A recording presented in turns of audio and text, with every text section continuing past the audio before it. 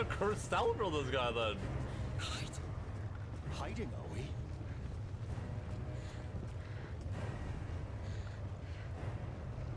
Back. Ah!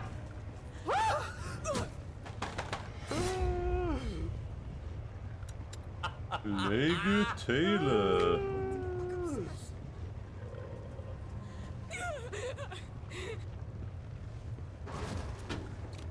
Not good. What is?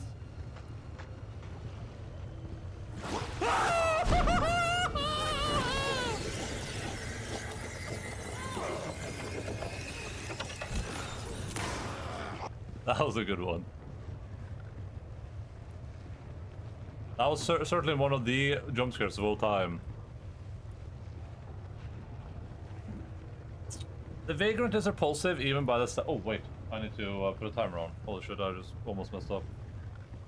Let's see here. Timer, let's do 11 minutes.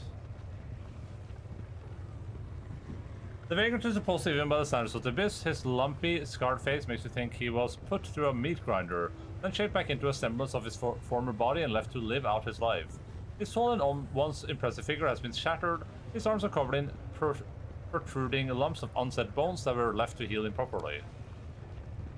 The figure is clad in many layers of dirt, smelly rags onto which hundreds of keys are sewn, from tiny toy box keys to giant cast iron keys that bowed the demon's neck almost to the ground. You're looking for Seaforan, he's long dead, but that doesn't seem to be stopping you. Well, so what do you want with a dead man? Seaforan, the master of lies and trickery. I remember fighting him. What do you know about the hindering crystals? There's a tale told in Alexandria, a tale about crystals that grant immense power, but what exactly are they, and from where do they draw this power? No one seems to know.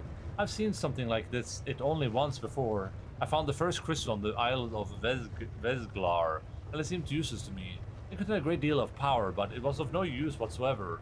I meant to give it to my patron, as he would have found a way to use it, but I never had the chance. Some feeble mortal mage managed to steal the crystal from me. He locked himself in a tower, examined the crystal, studied it, managed to find some use for it, but he was under Nocticula's protection, so I never tried to hunt him down. The demon grins unpleasantly. I bet you're thinking I'm just going to tell you the name of you seek, and then you can rush off to have a chat with the mage. Not a chance. The mage wasn't a demon. He was a mortal who served Nocticula's arcane needs back in the day. Kicked the bucket long ago. All that's left of him is a tower in the upper city, locked and protected by magic. Many have tried to get inside in hopes of stealing something of value, but their remains rotted long ago. No use talking about them now. Ah, but you're curious now. You'd like to have a poke around in the tower, wouldn't you? Perhaps you could find something of use in there, yes? Seaforan gives a mocking grin, then sighs and takes a single key from his rags, handing it to you with a sweeping gesture. Take it while I'm still feeling generous. This will open the way into the tower. When I ruled Alexandria, I made sure I had a key for every hideout and tucked away nook in the city. You never know when they might come in handy. Here, take this and get lost. No one will throw me a coin while you're hanging about. Take a closer look at the surprisingly selfless demon. Something spiteful and vicious lurks in the depths of this beggar's eyes. He looks like a predator waiting in an ambush, or rather, a scavenger waiting impatiently for his prey's agony to finally end so he can enjoy his meal. Whatever his motives, this demon obviously does not wish you well, and is already counting down the minutes to your imminent demise. I remember I heard of this place. It's a tower supposedly filled with treasures left after the death of an ancient mage, but no one could prove there is any truth to these rumors, because not one of the daring adventurers who managed to get in ever returned. The place is a death trap. Seaforan's probably just toying with us. He's pretending to be helpful, only to send us to certain death. You're giving me a key just like that? With a philosophic shrug, the demon answers. Yeah, why not? I don't need it, and I don't need anything from you except for you to leave me alone. Now go on, get lost. The Isle of Vesglar, where is that? Yes, Vesglar, a wild place, an island in Ishiar, deserted. I don't really care about it. I had a secluded lair there where I kept all sorts of nasty tricks for Nocticula. Anyone who'd found my den could have made a tidy profit. But not so long ago, the island stank unexpectedly. No point trying to look for it anymore. Why are these crystals called the Hindrian? Who knows? It's a whim of fashion. The thing is, they're not actually the Hindrian at all. The Hindri was a demon lord, the master of treasures, dungeons, and shiny trinkets. If he'd had the crystals in such a deeds, I'd really doubt Nocticula could have been able to kill him all those centuries ago. Back then, they were just called purple crystals. You're lying to me, you're trying to lure me into a trap. The demon, struggling Mo, breaks into a malicious grin. You'll probably die there, or maybe you won't, and you'll find what Shamira wants. It was Shamira who sent you, right? She was the one who turned me into Nocticula back in the day, and now she wants to topple her mistress and take her place. Just as I once tried to. That's why she wants those crappy crystals so much. So be it, I say. Whoever loses this fight, I'll be the winner, and I'll savor the outcome. You, Shamira, Nocticula, you may all drop dead, tear out each other's throats, and strangle each other with your own intestines. You're all scum, and I'll piss on your corpse as they float by on an ocean of your blood. Share your knowledge with me. I know all about Alexandria, and about its current ruler too. Trust me, staying in power in this city wasn't easy. What would you like to know? What did you do to fall so low? I was overly hasty. I had power back then, and it grew with every passing day. Lamasher's belch. I was just a step away from becoming more powerful than Nocticula and toppling her from her throne. And why not? After all, that's exactly how she got where she is now, after she took down that toothy old freak, Virivaxius. I was able to start my coup, and even found a powerful patron, Sokobenoth, Nocticula's brother, who held a serious grudge against her. But before I had time to start, that sly mortal mage stole an important thing from me, a thing that could have shifted the balance of power, and then the redheaded little bitch learned about my plans. She turned me into Nocticula, and she struck before I could. I fell, and the redheaded harlot took my place. Ah, Shamira. I should have strangled you the moment you appeared in the abyss. You were stripped of everything you once were. That's terrible. I understand, I really do, but why did you decide to become like this? When someone takes away your past, you're free of it. Why didn't you want to become someone new? It's as if you were broken, then badly glued back together. Do you really like living like that? Ifron crackles hoarsely. You really think I had a choice? You think I wanted any of this?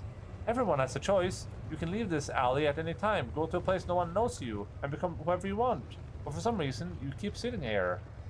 What do you think of Alexandria today? It's the same pile of crap it was when I was in charge. Here in the Abyss, everything changes. It's constantly, but nothing really changed at all. I could tell you how much better the city was when I ran things, but it would be a lie. Back in my day, it was no different. Just as I did, Shamir rules this crazy lot with an iron fist, subduing them through terror and violence. It doesn't take a genius to do that. You just need to be absolutely ruthless and have enough power to be able to drown any innocent scum in his own blood. Actually, it can be done by any brainless Descarai to encrush mountains, but can't count how many corpses are impaled on its spiky claws. You got any advice on how to survive this place? The demon responds with fervor, and the worst positively bursting out of him. Do not trust anyone, and once you ascend high enough, be especially suspicious of the unexpected gifts that will suddenly start being showered upon you. No one here does anything without reason. With a bitter chuckle, the incubus makes an obvious effort to stem the outpouring of ardent one knowledge. Okay.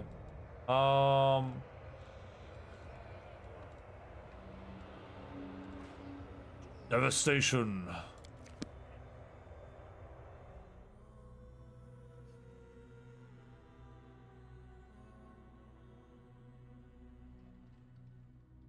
I think I'll do Devastation last. That makes sense to me at least.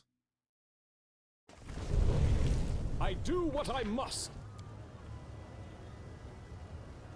What's the big drama? Oh, dude, where do I begin, man? What are you up to, Kryda? I'm gone.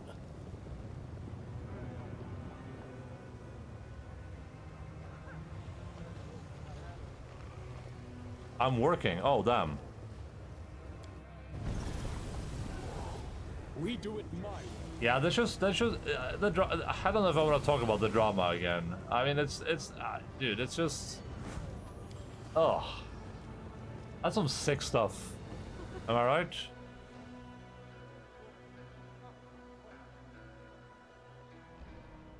That stuff is sick. Everyone is working. I'm working. I'm at work.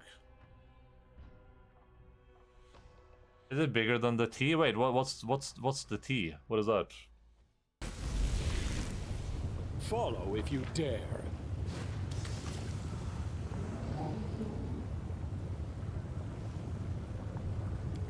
How am I supposed to know where this where this mage's tower is?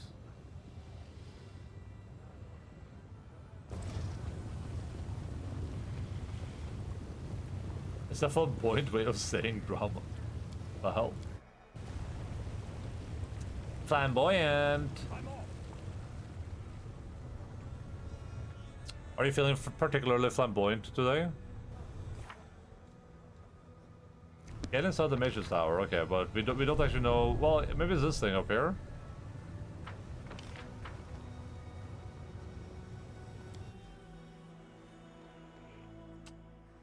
What's the T?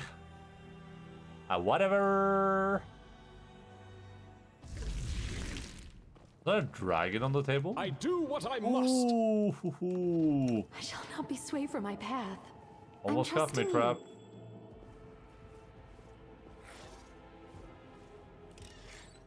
I'm glad Does I this was game have useful to gambling? you. Unfortunately, it doesn't. It's one of the big flaws of these games is that there's no That says gambling something.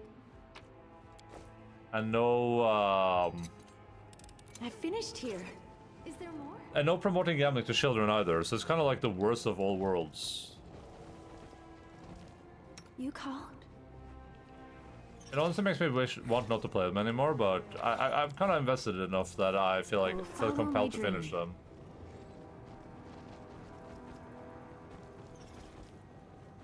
I gotta go get my food, everyone. It's food time. Just waiting to see what happens here. Okay. I'll be back in 2 minutes. Enjoy this clip. In this clip, I'm gonna say something I completely believe in that I'm not kidding about. Enjoy. Like, look how sexy this 17-year-old is. She is giga sexy. Man, looks. And ooh, oh. Come on, Lux. Lux, come on. Come on, Lux. Lux, kom igen.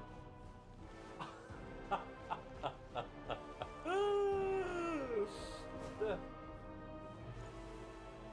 Som en vanlig hundehoff.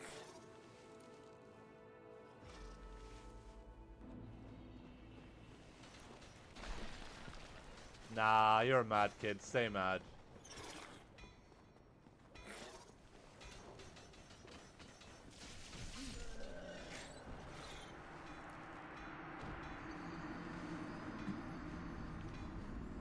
I was two-handing my weapon.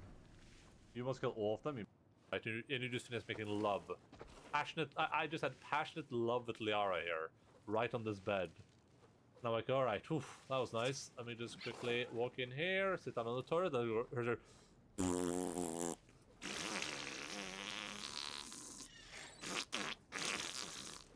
Just like a walk. Yeah, I mean, obviously wash your hands and just like walk back. At least they have 2 sinks, I guess. I mean, that's something. No, we're not gonna get to 107. I'm sorry to break it to you, but I'm far too good at video games.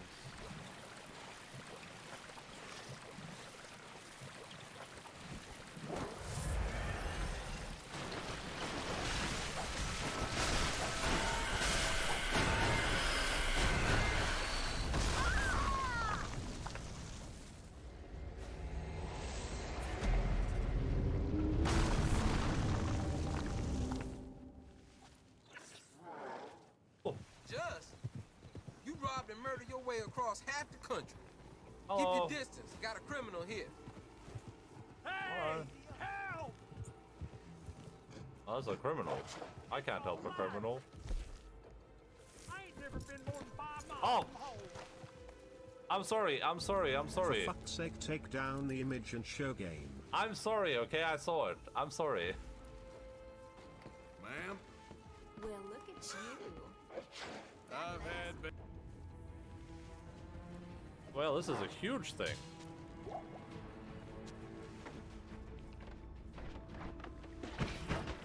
Oh my god, you guys!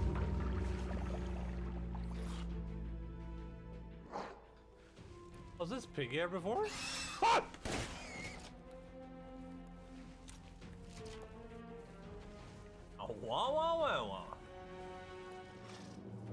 me know if you need a scrub anywhere else. I need you to scrub on my penis.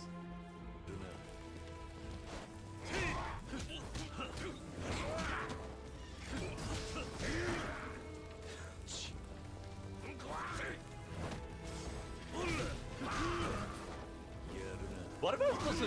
What am I supposed to do? What am I supposed to do? It just did it 4 times in a row. What am I supposed? It has a really slow build up, so it can be a little bit frustrating to get off sometimes.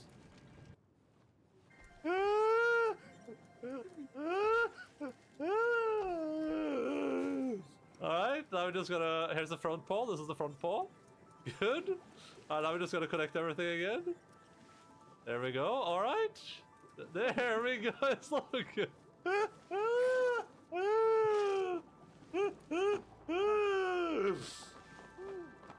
Logan.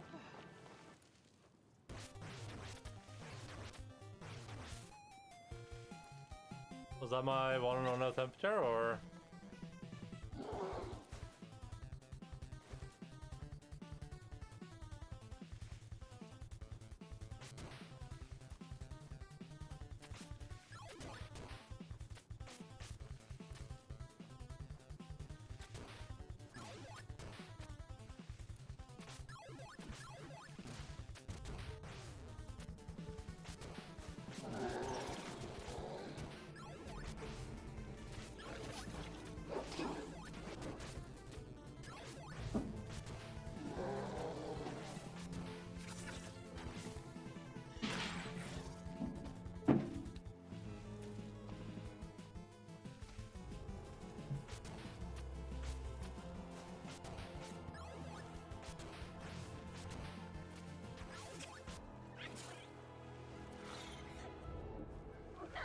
Oh man, why is it so hard?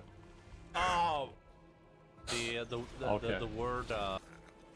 Okay, dude, I'm back. I'm gone.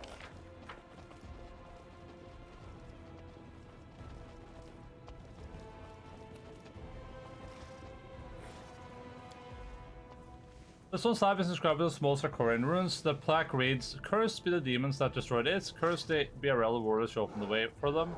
I curse upon you, the demon, reading my last words." Welcome back. You should play more Elden Ring. Also, that clip. Wait, which clip? I'm currently playing Elden Ring right now.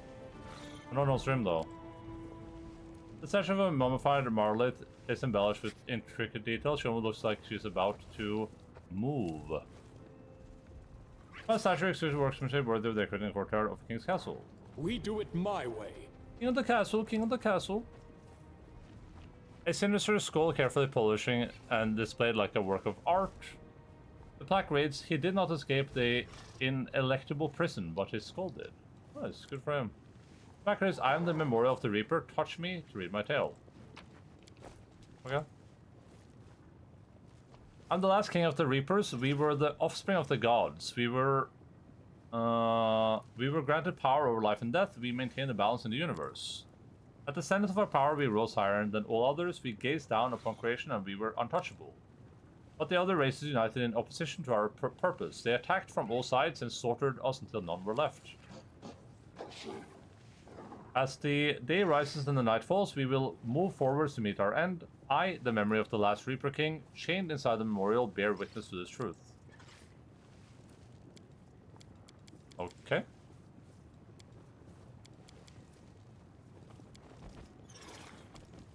I'm not sure I Follow if you understand dare. the point of this building right now, if I'm being... This is like a strange building.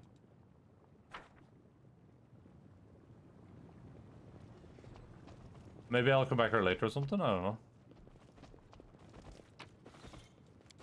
I'm off.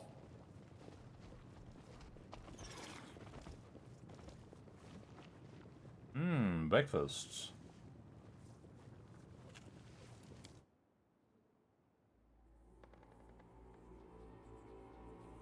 Oh, the puzzle? There's 4 companion quests. Okay, so is a companion quest that I don't have yet?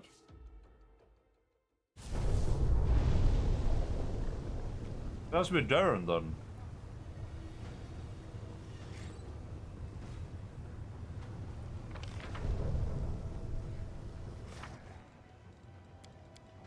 I do what I must.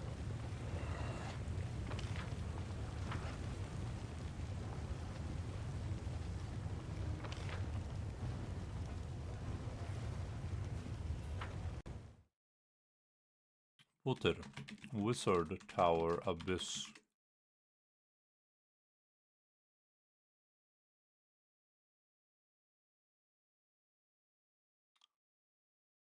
Someone answered this question 3 months ago.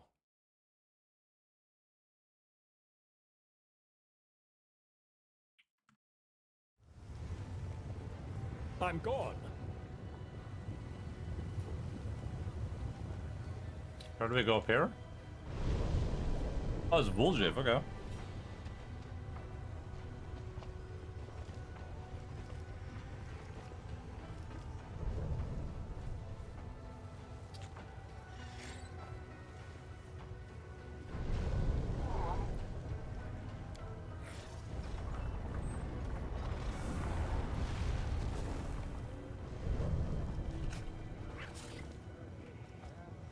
We do it my way.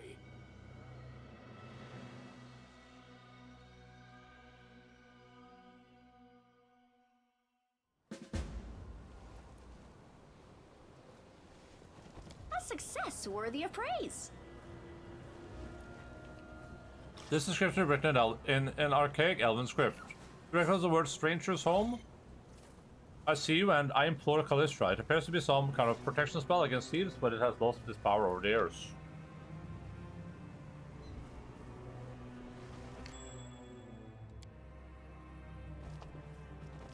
Something is not right here. Whoa! The struggles never cease.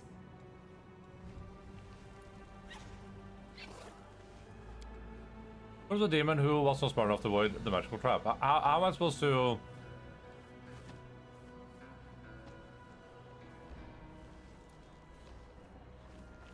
Oh, wait, is this one outside? Oh, it is. Nice. I'm prepared.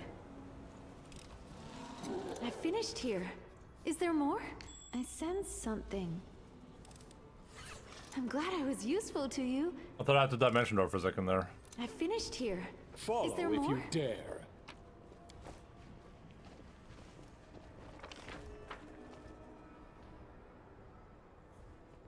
I'm glad I was useful to you.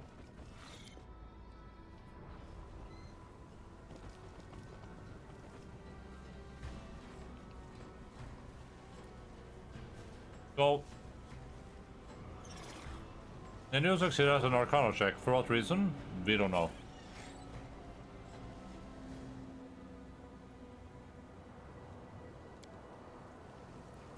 This will be quick. Oh. They were hiding in plain sight. Desna, guide my hand. Disappeared.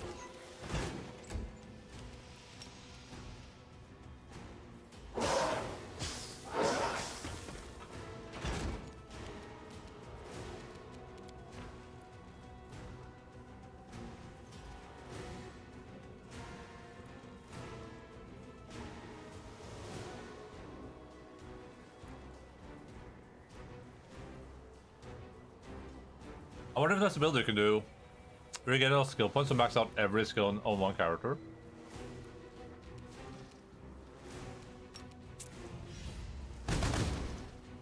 Immune, okay. I may be Retreat is not Rajil, an but option. Kneel before me. I'm not Rajil.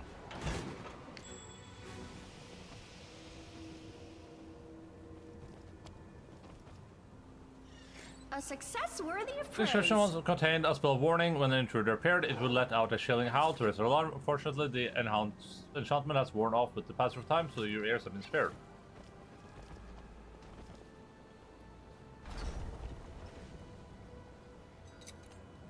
I finished here. Is there more?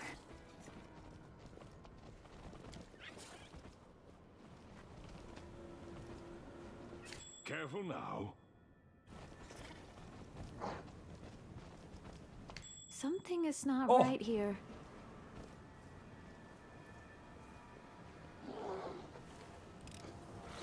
I'm glad I was useful to you. Your orders, Commander. Me too, man. Me too. I'm off. Over there. Please, allow me. I sense something.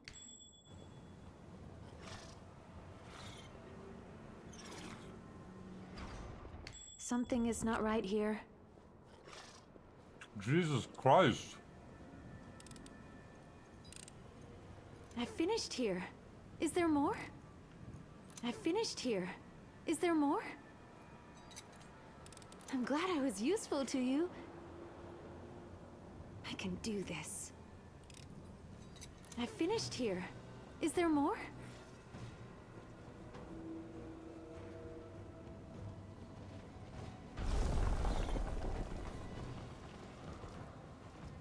I guess we'll start here. I don't know.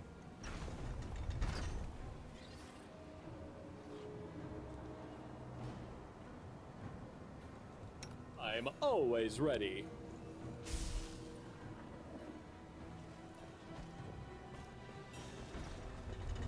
I do what I must. I guess my goal is to activate all of them, maybe?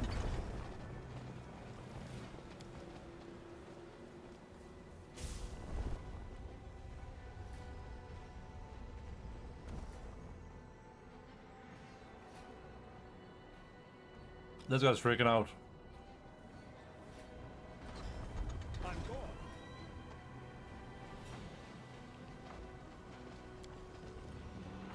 Yeah, that dude is having a day, to be sure. We do it my way.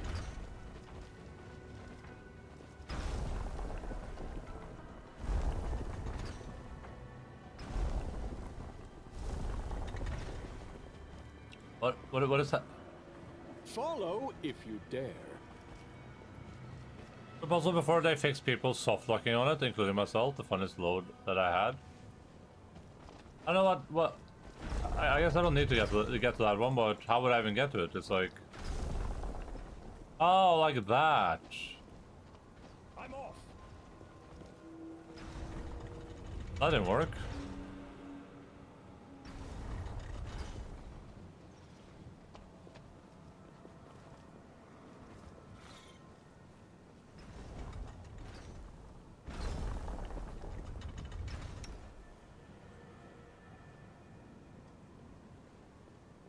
When you say soft lock, do you mean that you could like actually do something that just prevented you from playing the game, basically?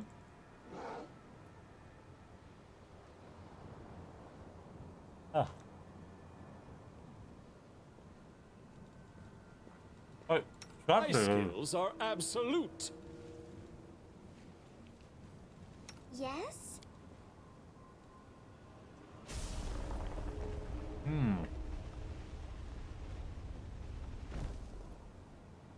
Also, we're stuck on platforms, okay. I can do this.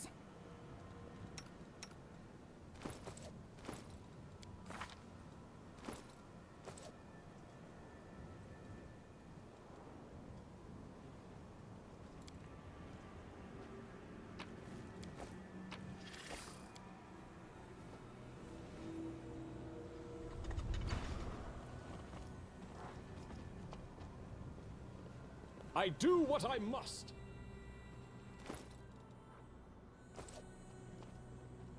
Oh, that was 15,000 gold.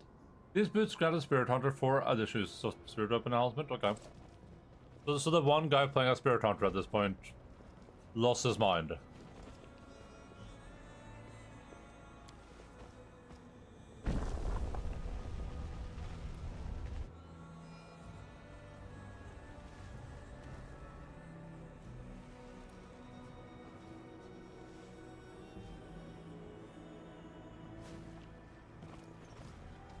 I sense something. Ooh! I'm gone. No!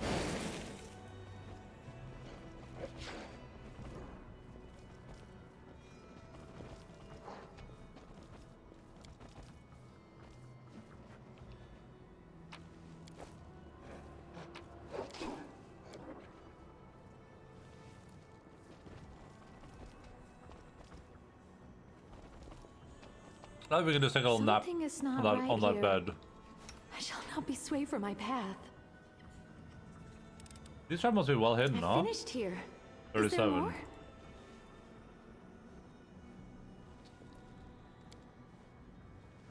We'll go eminence from a crystal-shaped hole. Its edges are chipped and cracked, suggesting that whatever it contained has been forcibly removed. Okay.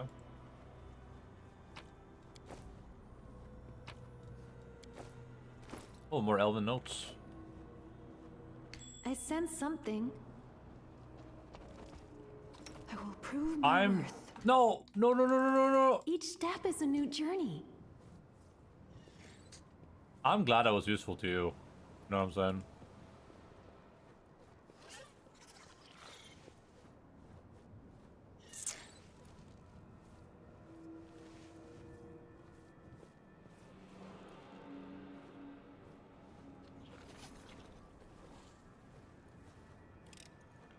I'm glad I was useful to you.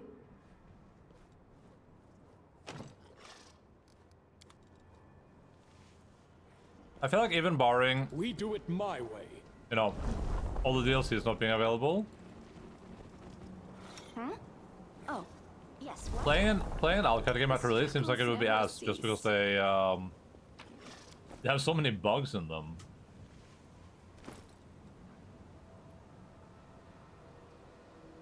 Don't know how it was built. Yeah. I You require enjoy my our unbiased travels. opinion? Like Follow my if you game dare. has been okay overall, but there's been a lot of bugs, It like went a lot of them. splendidly. Though this magic trap is now old and dysfunctional after centuries of disuse, it would once have irreversibly blinded any thief who gets upon it.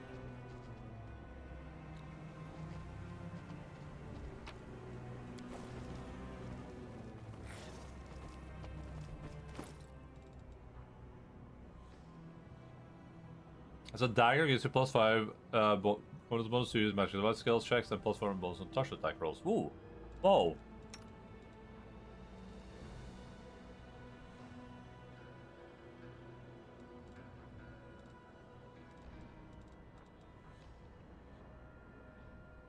Competence bonus. What is my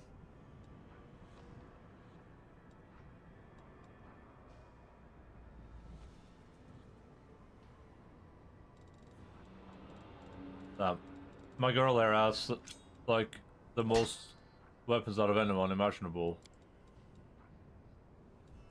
Oh, this purple stone knife, the one we found in Market Square, is an hindering crystal knife.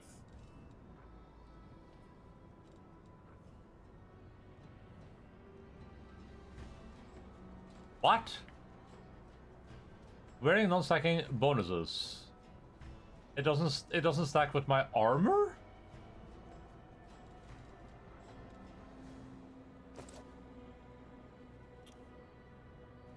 I'm told Alcats are playable for the first 12 months at launch. It was okay, kind of randomly after updated my characters are looking differently because they made a big Aeon update in 1.1. Broken labels on healing for like 2 years. Ugh. I mean, I have so many bugs though, right? Like we have these like white boxes now on every conflict. Oh wait, they're gone. No, there they are. So I have some white boxes. All my characters, when I rest, they have like Anything new? random spell stages This learned war sometimes must that I can't end. cast, which is pretty annoying. I'll take care of it. Lifelink end. No, don't. It's time to act. Aspect of the wolf trip. No, absolutely not. You don't have that ability You are anymore. my favorite. I'm I prepared. like you. You require my counsel? There's a. Wise. I haven't had anything game breaking yet, so that's fine, right? Like. It's whatever as long as it doesn't break the game, but there have been a lot of bugs. Like, a lot of them. Examine the door to determine if any spells have been cast on it. You see a spell enshrouding both the door and the bell, and judging by the natural spell, they belong to the concentration school. Okay, that helps me a lot. Yeah, nice. I'm glad I did a DC 28 Arcana roll to know that there is a spell on the door. Examine the door. It's an ordinary door, judging by the intricate carvings on the door, is the elvish make. The bell also appears quite unremarkable, though the bell pull is covered in an ornate pattern. There's nothing unusual in the bell. The door swings open, and an ephemeral form appears in the opening. It looks like a soap bubble. On the other side of the door, you can just make a taste interior of a small, trinket-filled room, typical image of a Galarian inn.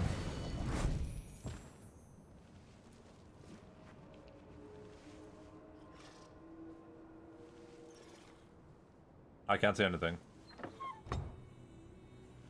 Oh, the storyteller. What the hell? Touching the door handle, a skinny figure falls through the soap bubble. The bubble contracts and pops, dissolving into thin air. Oh, it's the storyteller's tower. That makes so much sense.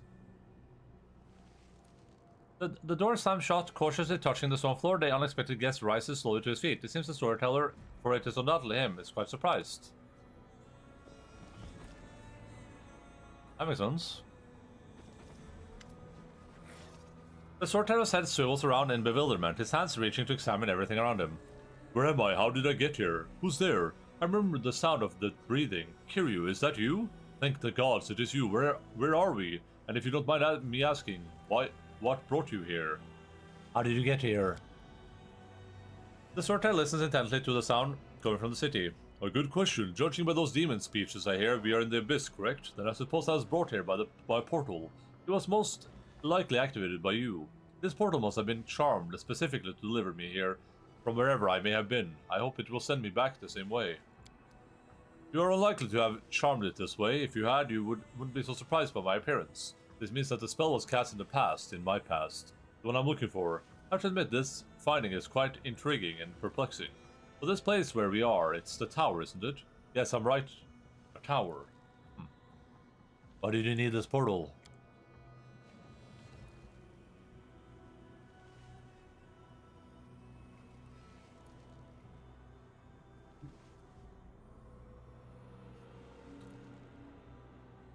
Thanks to you, I now remember that in the past I was a court mage of the Lady in Shadow. It was probably then that I created this portal to conveniently travel from the Abyss to Galarian.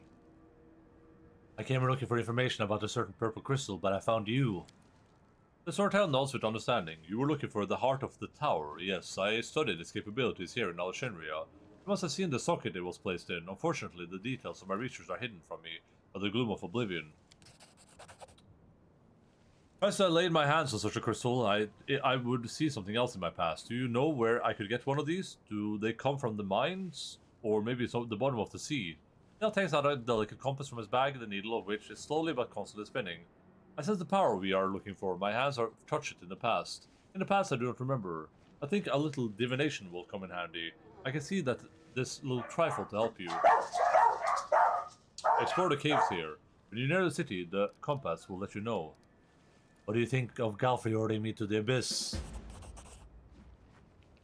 The storyteller purses his lips. I'm not a politician or military leader, but I've seen all sorts in my life. That's why I have some experience and know different stories. The story I'm watching now, it did not strike a chord with everyone.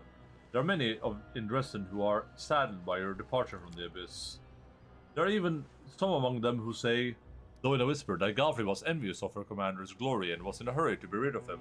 But most do not think this. The majority praise the queen and expect her to lead them to new victories over the demons. It's quite possible that she will succeed. Right now, as far as I know, Galfrey is actively preparing for an advance to the west, in the heart of the world wound. The sense of recognition, it's truly astounding. I definitely used to live here, and if there are no other claimants, I'm ready to become the owner of this tower again. Be my guest any time. How is Galfrey? It's impossible to tell the storyteller's face whether or not he is surprised by her question. She's acting in the manner befitting the queen standing at the head of the crusade. As for a spirit, that I do not know, but I could ask her on your behalf if you'd like. Please do. Then I will. Come visit me again after a while, I will tell you your answer. You know what I miss most in the abyss? My Prestidigipainter golem. The storyteller sounds surprised. The golem? How surprising. Well, I can help you with that. No living creature other than me can pass through this portal, but a golem isn't alive. There's not much to try bringing your Prestidigipainter here. I found a page that might interest you. Oh! The storyteller clenches the page you brought. His voice becomes a bit younger and more energetic. I'm sitting at the top of my tower. In my right hand is a goblet of warm wine. In my left, a bark-covered notebook. I breathe in the ash floating in the air. The wine leaves the bitter taste of soot on my lips. It's been about 100 years since I returned to Galarian from the Abyss. 100 years spent on research, hard work, and rare journeys. I turned a page of the notebook. The wisdom of the elves and the cunning of the demon Lord Baphomet are gathered here. There's a description of how the purple crystal from Alashindra worked, and my own observation about Rift Carver, demon Lord Ascari's site. I know everything written in it by heart, but I keep paging through it all the time. Touching these pages makes me hopeful and strengthens my resolve. I've gathered everything I need to connect Galarian with another plane. I'm close to saving the smoldering embers of Galarian, hiding them from Earthfall. Just a little bit more, a decade or 100 years, then everything will be ready for the ritual. A cold shiver runs down my spine, and I smile. Kinney is trying to get into my tower again. A world of ruin presents many opportunities for a thief. Forgotten ancient treasures left by their owners are there for the taking. These objects are not so precious nowadays, but they can fetch a good price on other planes. However, my friend stubbornly continues to try and evade the protective traps of my tower. He got caught, predictable. The 3 guards safely entangled Kinney in their branches. You got to the 3rd floor of the tower today, nice try. I smile, sip my wine, and turn a page of the notebook. My friend will have to wait a little while before he's released. I'll finish my wine first. Tell me about Galarian after Earthfall. The storyteller gulps. It's frightening here. Many people have perished. Cities have turned to ruin. The few are still holding on fall deeper into degradation with each passing day, turning into barbarians or bandits. Not a week goes by without someone trying to attack my tower and rob me. But my spells are strong and my guards are impeccable. Hungry and crippled, the riffraff leave my tower in search of easy pickings. I watch them go and feel no mercy. They deserve their fate. They should have fought like me, but they choose the easy path of plunder. Why does Kinney try to get into your tower? The storyteller shrugs and frowns. All this started with an innocent joke when I boasted to him that my tower was now the safest place in Galarian, and he decided to prove me wrong. It's been 20 years since then, and it's become a very long-running joke. Once every few years, Kinney tries to get into the tower secretly and steal something from me. My precious book of research notes, or the heart of the tower, the purple crystal we got in Alashindra. I play along, truly happy every time my friend comes to visit, but deep down I start to worry. Okay, so Kenry's gonna be relevant, probably. Kinney takes the goblet from my hands, but it's not in a rush to drink it. You would learn so much if you didn't sit here guarding your secrets, he says to me. I smile. Not every secret must belong to the world, my friend. Precious stones lose their shine when they pass through 100 hands. In the same way, knowledge is distorted, and truth turns into tall tales. This is why I sit in my tower, guarding what I have created and what I have obtained from others. My friend only shrugs and stops talking, dissatisfied with my answer. I start to think, when did Kinney and I drift apart? He blames me for dragging my feet. He says I should have opened a rift to the other planes as soon as I returned to Galarian. And now it's too late. The jewels for our civilization have already perished, and soon the rest will too. He thinks we've lost, and now my research is simply dangerous. I don't answer his reproaches, for they are somewhat fair. I could have tried to save Galarian 100 years ago when Nocticla, my former lady in shadow, upheld their part of the bargain and decrypted Baphomet's notes, but instead of fulfilling the goal I set for myself, I decided to spend a little more time on research and preparation. It would take a year, I told Kinney back then, but after a year I needed 2 more, and then 10 more years. The world was falling apart around me, and I still lingered. Very elfy. Bill, why are you taking so long to connect the planes? I don't know. My actions are unclear even to me myself. I seem to have burned out. I look at people surviving on Galarian and realize I don't want to save them anymore. Who needs a handful of rabble who have already forgotten how to write, who get by with a vocabulary of 30 words? I haven't abandoned my idea. Oh no, I will see it through, sooner or later. It is my life's work. I can't abandon it, but not now. Why is Kinney against opening a portal now? The storyteller frowns. My friend thinks that it's too late, that my experiment is merging the planes will be dangerous. For the entire universe. Who knows what consequence the merging will have on the plane I choose? What will happen if I merge Galarian, heaven, and earth, and Earthfall happens to it too? Before, when Galarian civilization were still fighting together, we could have overcome surmounted Earthfall's consequences, but now there is no doubt that only war and death awaits us after we merge the planes. He knows supported you before, what changed? I've thought about it many times over the years he spent on Galarian. My friend gradually lost the fire in his eyes. His opinions became more and more careful. He stopped rushing into any adventure life offered him. The storyteller sighs. He got old. We both understand that his life as a half-elf is almost over, and I still have several hundred years to live. We realize that soon we must part forever. This thought keeps us from talking like we used to and making plans for the future. He seems distant. The storyteller is silent for a long while, subdued in his thoughts. The terrible thing is, I don't feel sad. I accept our parting as a given. I condemn myself for this, but can do nothing about it. Kinney will leave me, and I will drink a goblet of warm wine to remember him. And then I will return to the laboratory to continue my research. My friend has become a stranger to me. Let's continue. It happened. What I'd been expecting for the last 10 years, what I was ready for. Kinney, my friend, took advantage of my hospitality and stole my research notes. They contain knowledge I gathered over the years, from the most dangerous sources, and I have only partially deciphered them. Some of that knowledge will now be lost forever. He didn't even leave a goodbye note, he just left, never to return. I'm standing at the top of the tower with the goblet in hand. There's no anger, no sadness in my soul, just doomed emptiness and fatigue. I bring my lips to the wine, but taste nothing. We go our separate ways from here, my former friend. I used to adore our friendship, looking for approval in your eyes, but now it has become a burden. It dried out like a shriveled orange peel. I inhaled deeply, filling my lungs, and tossed the wine from the goblet. Entering the laboratory, I open a secret door and take out the real notes. Not a skillfully crafted decoy for Kinney. I will finish my life's work and merge the planes, even if there is no longer any point. I can't do otherwise. The storyteller runs a tired hand over his face and tries to smile. I feel exhausted suddenly, like I'm feeling the entire weight of all the years I've lived. But this is not the end of my story. I know there is a secret in the past that we are yet to uncover. Tell the story of your friend's betrayal. Oh, that's what just happened, right?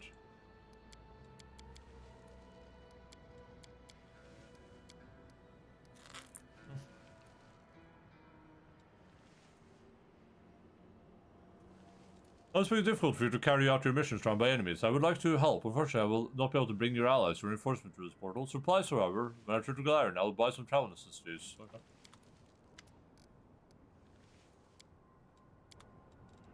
Ooh.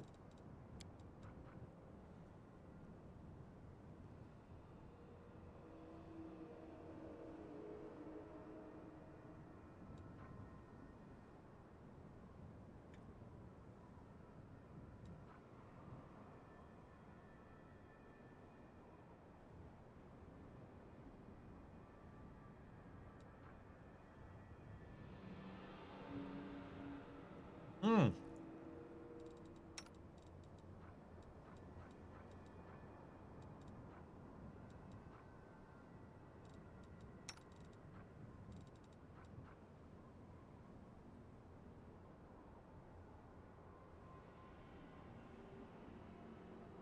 Hmm. I like it, actually.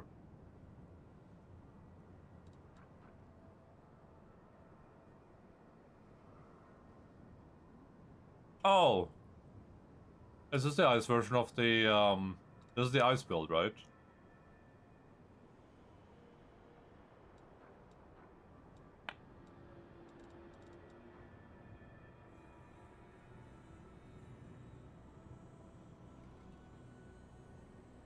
Yo, what the hell? What am I wearing?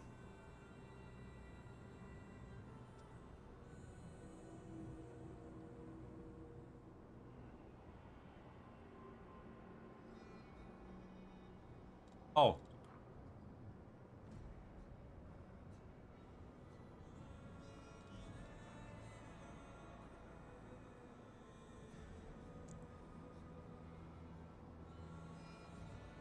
So mine already did 1 day slashing damage, but if they're evil, they do 2d6 damage, so it's better.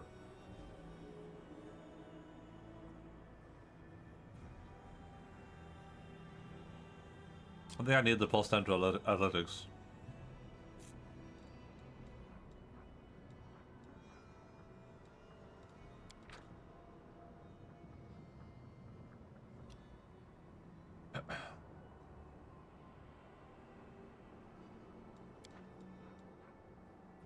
Ah, I have it there.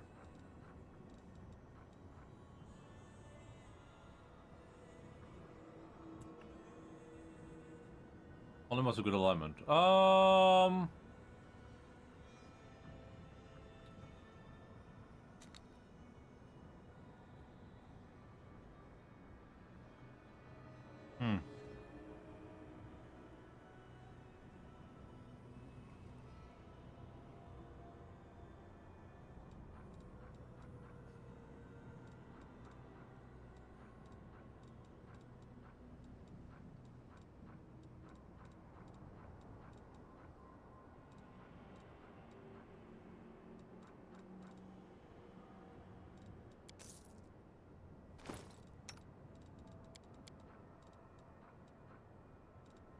What's the first part of this again?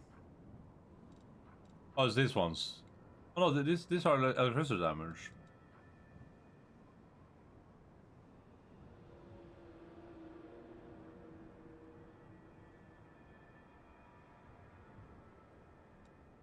Oh.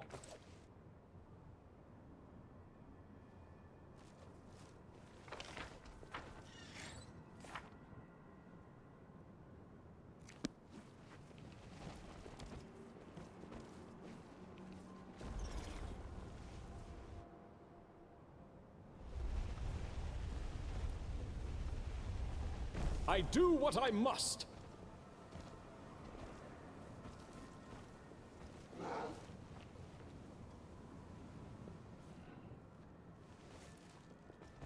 I'm gone.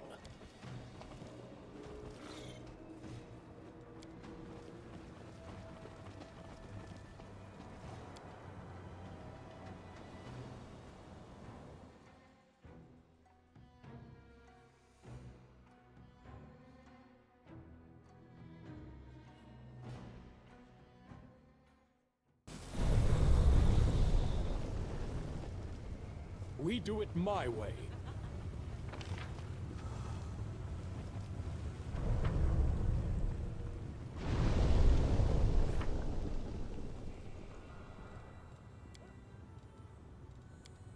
I don't know where this is supposed to be.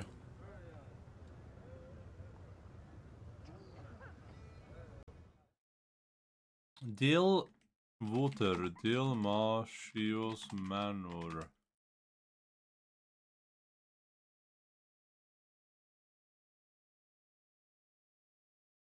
It's opposite in a central chunk of land. Don't cross any bridges near the entrance to the brothel.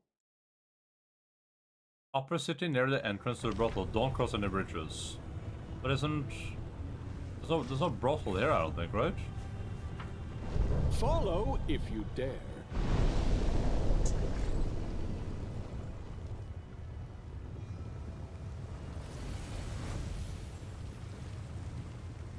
I'm off. Oh, that... Okay, gotcha.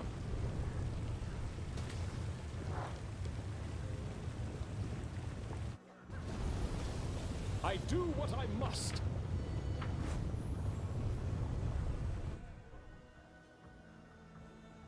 I think that's sort of marked on the map when you've already explored everything, basically. I'm gone.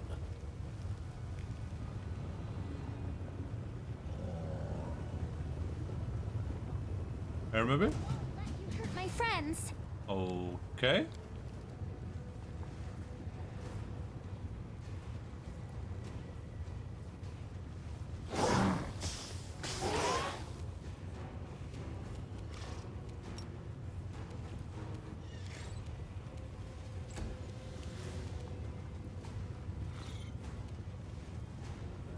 This one's mine.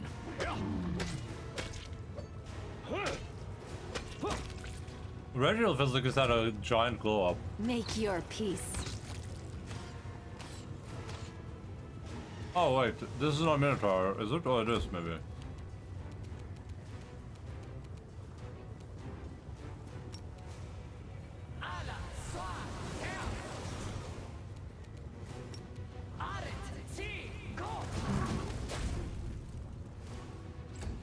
Come on, Courier.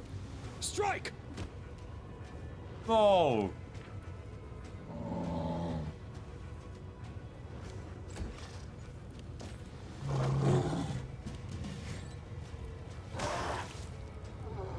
I'm always ready.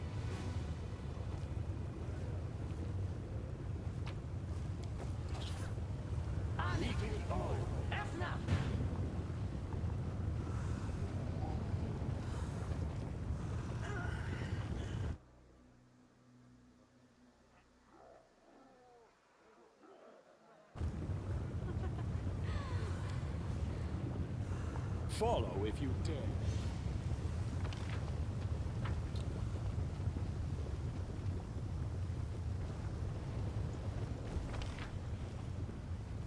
Fire! I'm off. I was on the map, never mind.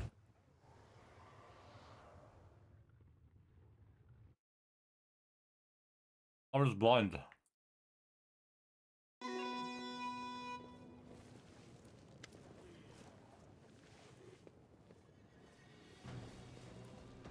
I gotta finish soon.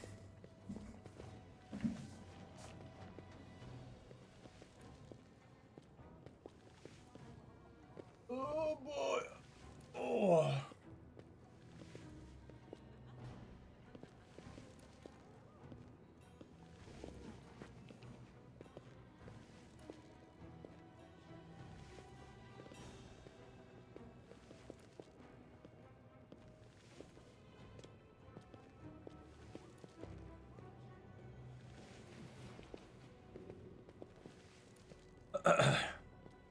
A handsome young man in a snow-white toga reclines in a plush armchair next to the table, heaving with sumptuous food. Frozen nestled in his blonde curls, while gems sparkle on his half-bared chest. A boy sits on the floor before him, rubbing the soles of a man's feet with scented oil. Boy, did I say bear? The master of the house greets Arashale with a wave of his hand. Even the glittering rings cannot hide his black scabbed fingers oozing with pus. There you are, my venomous butterfly, more beautiful than ever. I see that taking a stroll around the world of mortals did you some good. You're slimmer, and there's a healthy flush to your cheeks, just like a doll. His eyes examine you with languorous curiosity. What is this? A souvenir from Galarian? A handsome one, isn't he? So fresh, so hale. You barely used him, I see. My name's Kiryu. I'm not Arashel's trophy, I'm her friend. Order your slave to keep quiet, my butterfly, or I'll order mine to serve up his tongue as my next meal.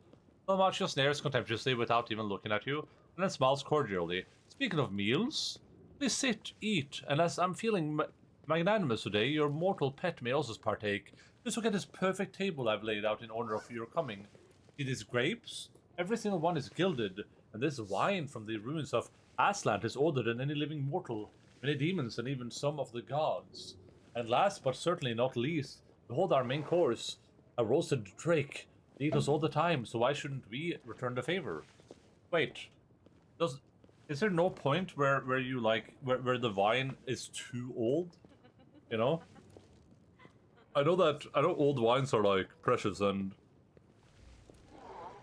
everyone loves them, but is there because the Ascent Empire would be like 3,000 years ago, so would we? Do you think the wine might be a little bit too old at that point?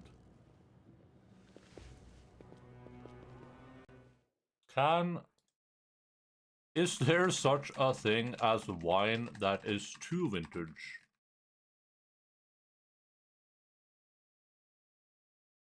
I guess aged. Aged.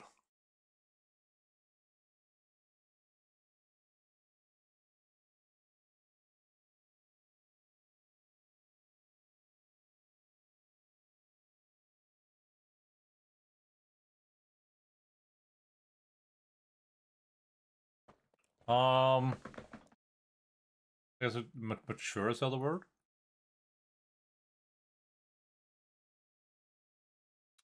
Red shouldn't have a 20-year limit. Well, it's about half that.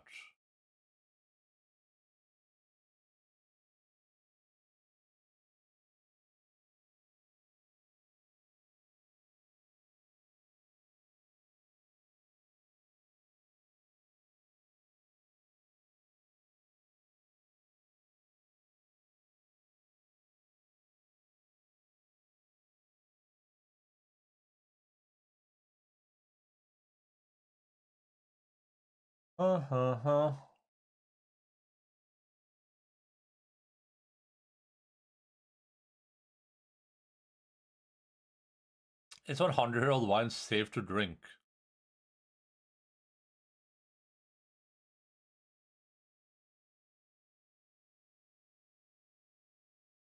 Okay, so probably wine that is okay. So first of all, me saying 3,000 years was wrong, I guess. In minus 5293, so what, has it been 9,000 years?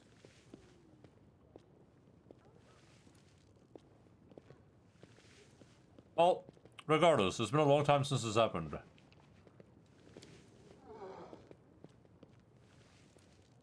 Thank you. Aracel hastily plucks one of the gilded grapes, puts it in her mouth, and chews slowly. It's been a while since I saw you last, Di Malchio. What happened to your hands? The Sata raises disfigured hands and smiles innocently. Don't you remember what these hands did at your behest? It seems the nature of the Asata cannot contain all the freedom granted by the Abyss without sustaining a little damage, but it's nothing. It barely hurts. Go on, eat. It's all for you, or perhaps you'd prefer some human meat? The Macho grabs his slave boy by the hair and presses a sharpened manicured nail to the boy's throat. You want me to serve him instead?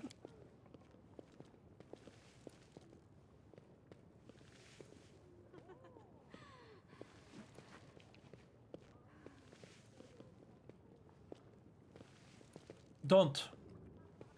I never had a taste for mortal flesh. Arashel throws you are most for look and forces herself to finish. Only mortal souls. No diet, afraid of getting fat, clever girl. You succubus must take very good care of your looks. It's not like you have anything else. Now, if you don't mind, I think I'll sample this fine repast.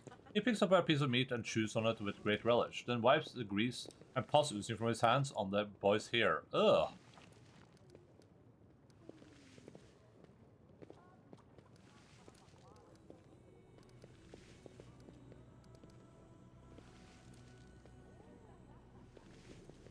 Arashel, you wanted to convince him to renounce evil, isn't it? The time you spoke? Did you ever eat human meat before?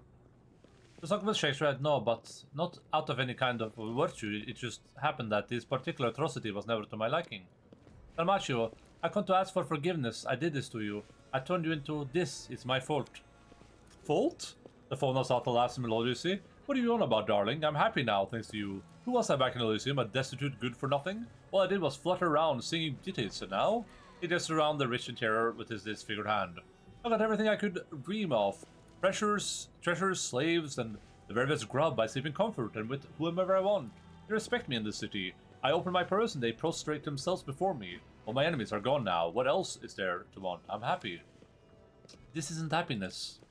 Is it not? That's news to me. If having all your dreams come true isn't happiness, then what is? Fine. Let your mortal pet be an arbiter. You there, human. What say you? Am I happy or not?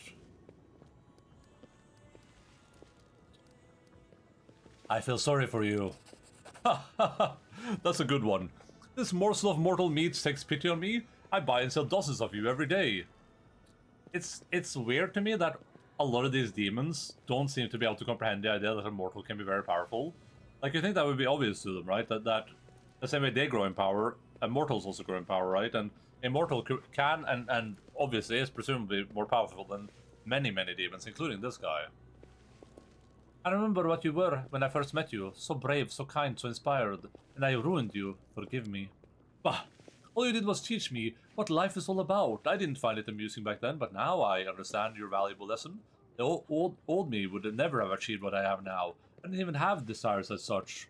What did I want? Justice? Freedom? Sugary froth? And idealistic drivel? I should thank you for opening that milksop's eyes.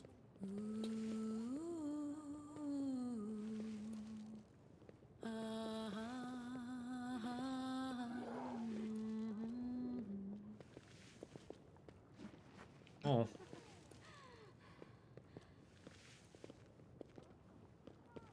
I thought you were gonna hum a little longer.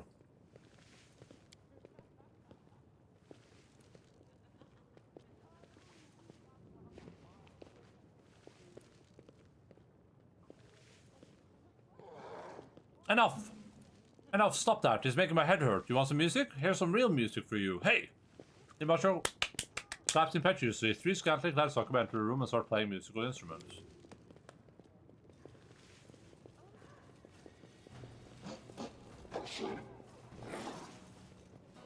That's scantily clad.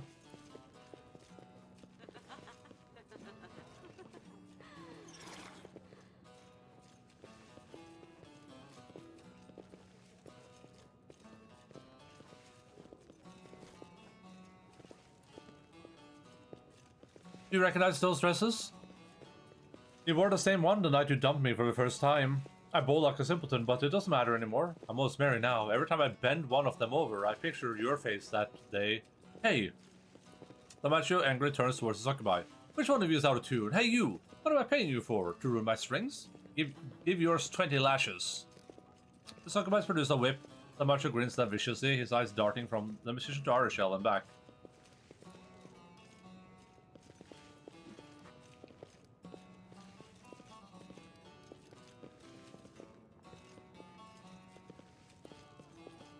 I don't like any of these options.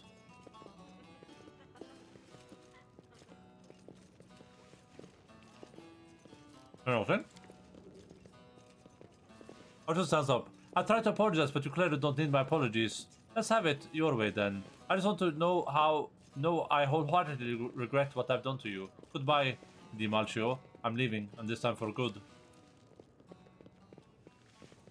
Uh-oh. Curious like that.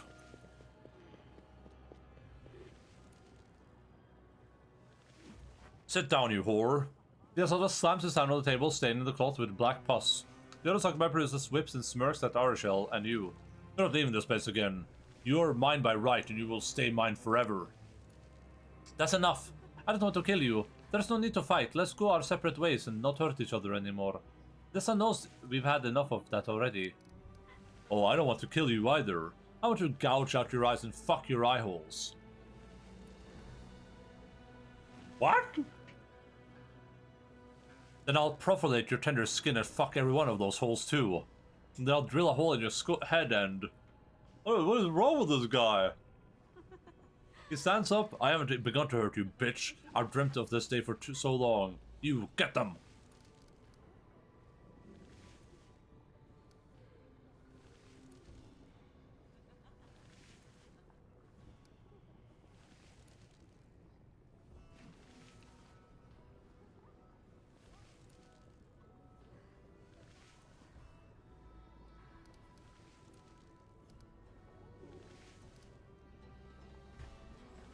Hey boy, help us deal with them and you'll be free.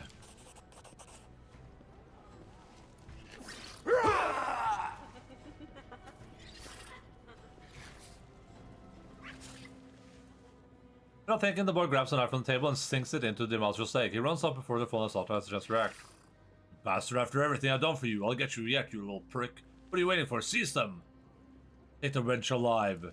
You may eat the mortal right here. Get to it, you layabouts. Close ranks. That guy's sick in the head, what the hell? Is he not participating in the fight, I guess?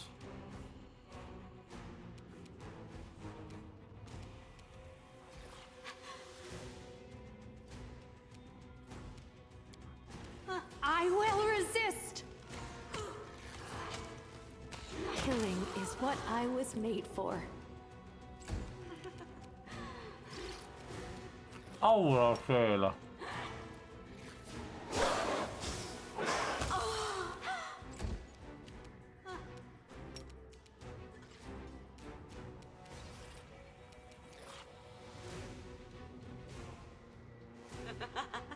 Weird.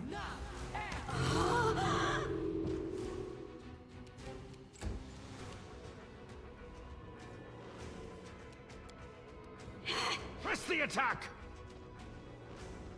Ha!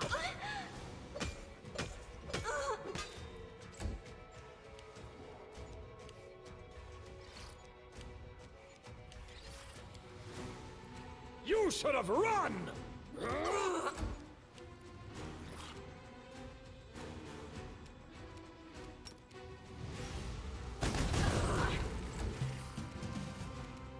Prepare yourself!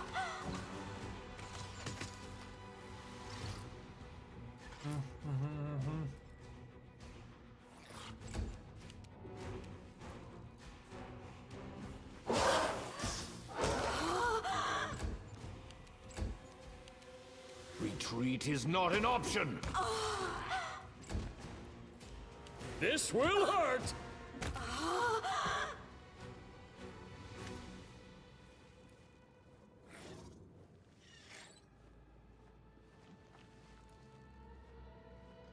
The Asada bares his teeth in a true demonic snarl as he points his weapon at Arishel's chest. You're going nowhere, bitch. Nowhere. You're mine. Il Macho, I've renounced evil. Now I serve Desna, your former mistress. If she gave a succubus like me a chance, surely she can forgive you too. The path of ascension is difficult, but... My toy to you? You sent me to the abyss on a whim, and then you changed your mind and called me back to Elysium? Stuff your ascension up your... This other shakes his head, suddenly looks desperate. Ottershell, my girl, my butterfly. None of this nonsense. Do you want me to apologize? I'm sorry, I'm so sorry. I didn't mean to say any of that. I just miss you so much. I needed you so much. You're my only desire, my only dream. You alone. Poor thing. I wish we could help you, but you won't let us, will you? You would rather throw yourself on our blades than let us heal you. Poor thing. Malsha falls to his knees and reaches for Arshel, who recoils in disgust. Everything I've hoarded, the treasures, the slaves, is all for you. Stay, I beg of you. I'll give you everything. I will... it will all be yours. Just don't leave me, please. Don't leave. Are you going to give him a chance, Arshel? I just gave him one, and he turned it down, but I will try again. Get up, Malcho, that's enough. For the last time, repent. Either follow me on the path to Desna, or get out of my way and let me go. Like that, then. The fallen soldier jumps to his feet. I would rather die than let you leave here alive.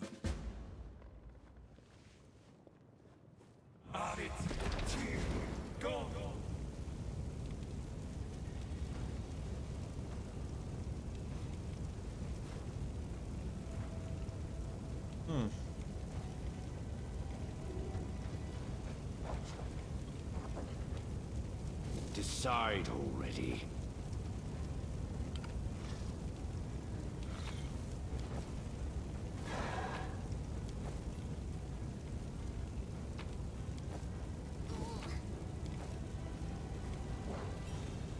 Ah, a test of my abilities.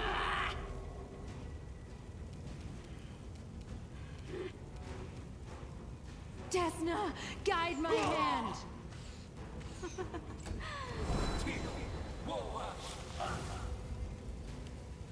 Interesting.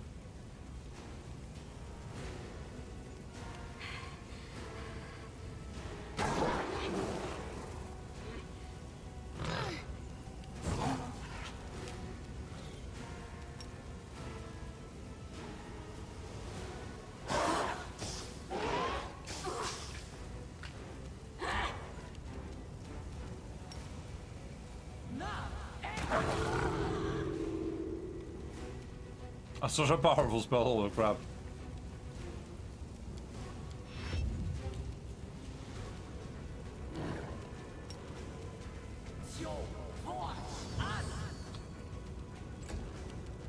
Kneel before me.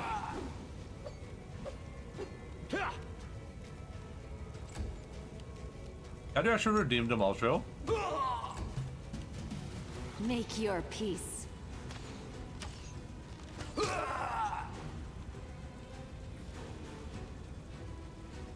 I don't think if I had picked one of the good options at the end there, if that would have, like, made him serious and...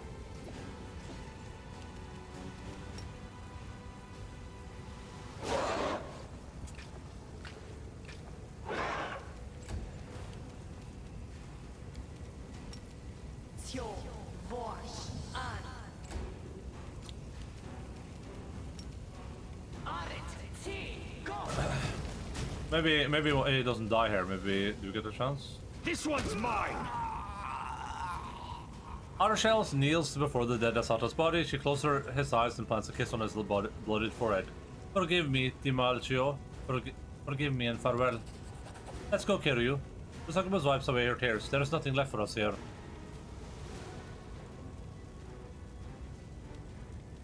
I'm sorry it had to end this way. Thank you. I hope I can make things right, but the harm I caused was already irreversible. It's all my fault, and there's nothing I can do about it now. Arshel shakes her head ruefully. What just happened here? Everything he said, I need to reflect on it. I want to talk about it, but not right now. Later, when I have had a chance to sort out my thoughts and emotions.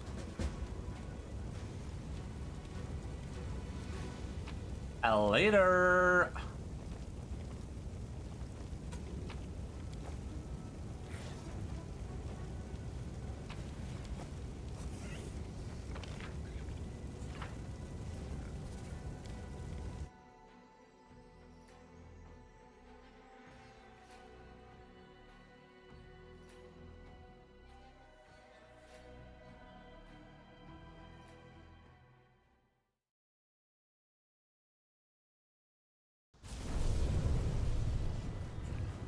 I do what I must.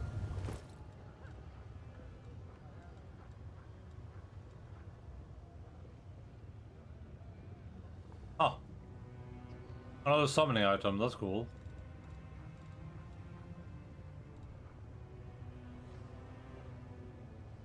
Oh, another summoning item, that's awesome.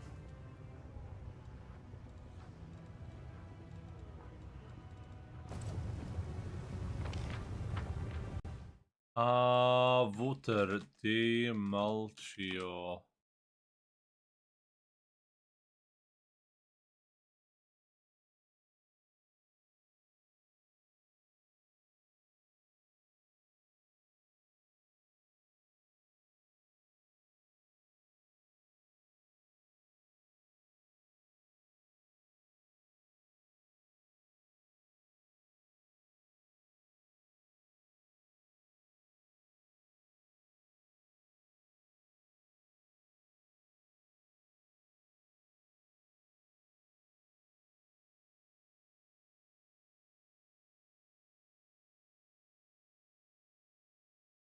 It looks like you probably can't save him.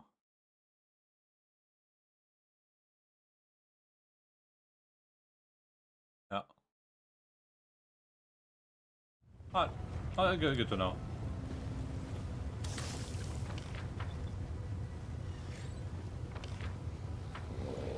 I'm gone.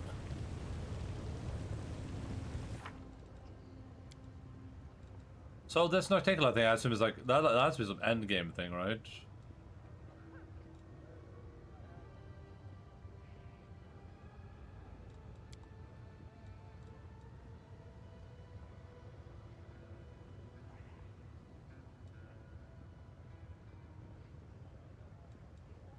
Visit Alexia's mansion. Where the hell is that?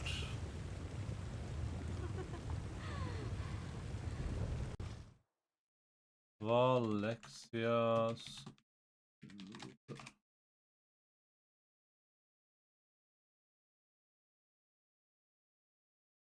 Rapture of Rupture. That thing down here? Oh yeah.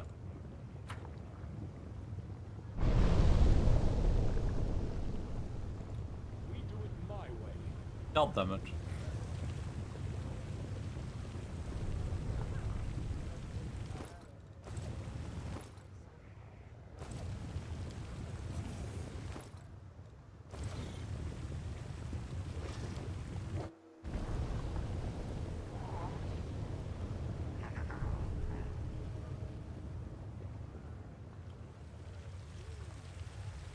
Might as well do this while we're in the vicinity.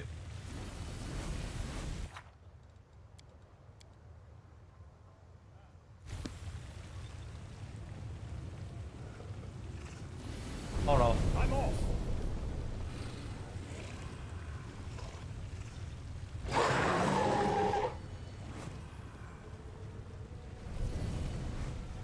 I will resist. I may be Regil, but I am not a Regil.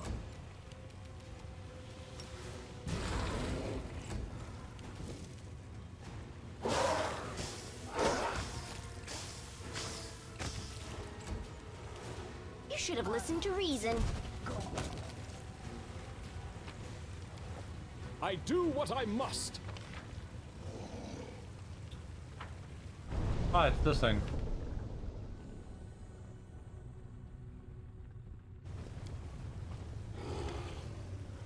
You're surrounded by the sound of melodious voice that seems to be coming from the stone pillar all around you. Greetings, esteemed guests. Are you here to seek the hospitality of the illustrious Lady Alexia, or here on other business? What are you? I am both the gate and the gatekeeper. My responsibilities include greeting guests, ascertaining the purpose of their visits, and deciding whether to allow them entry to the manor. Whose manor is this? The manor is called the Rapture of Rupture, and it belongs to the incomparable Lady of Alexia. She is the shining star of Alexandria, and its most glorious resident.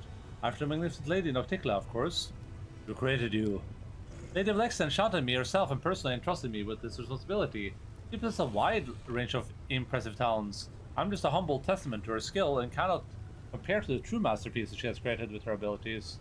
Can I come in? If you seek the patronage of the illustrious Lady Valexia, I will not stand in your way. If you're here by invitation, esteemed guest, or have brought a gift for a lady, you will also be allowed entrance to Rapture. Then anyone can just walk in. Lady Valexia has nothing to fear.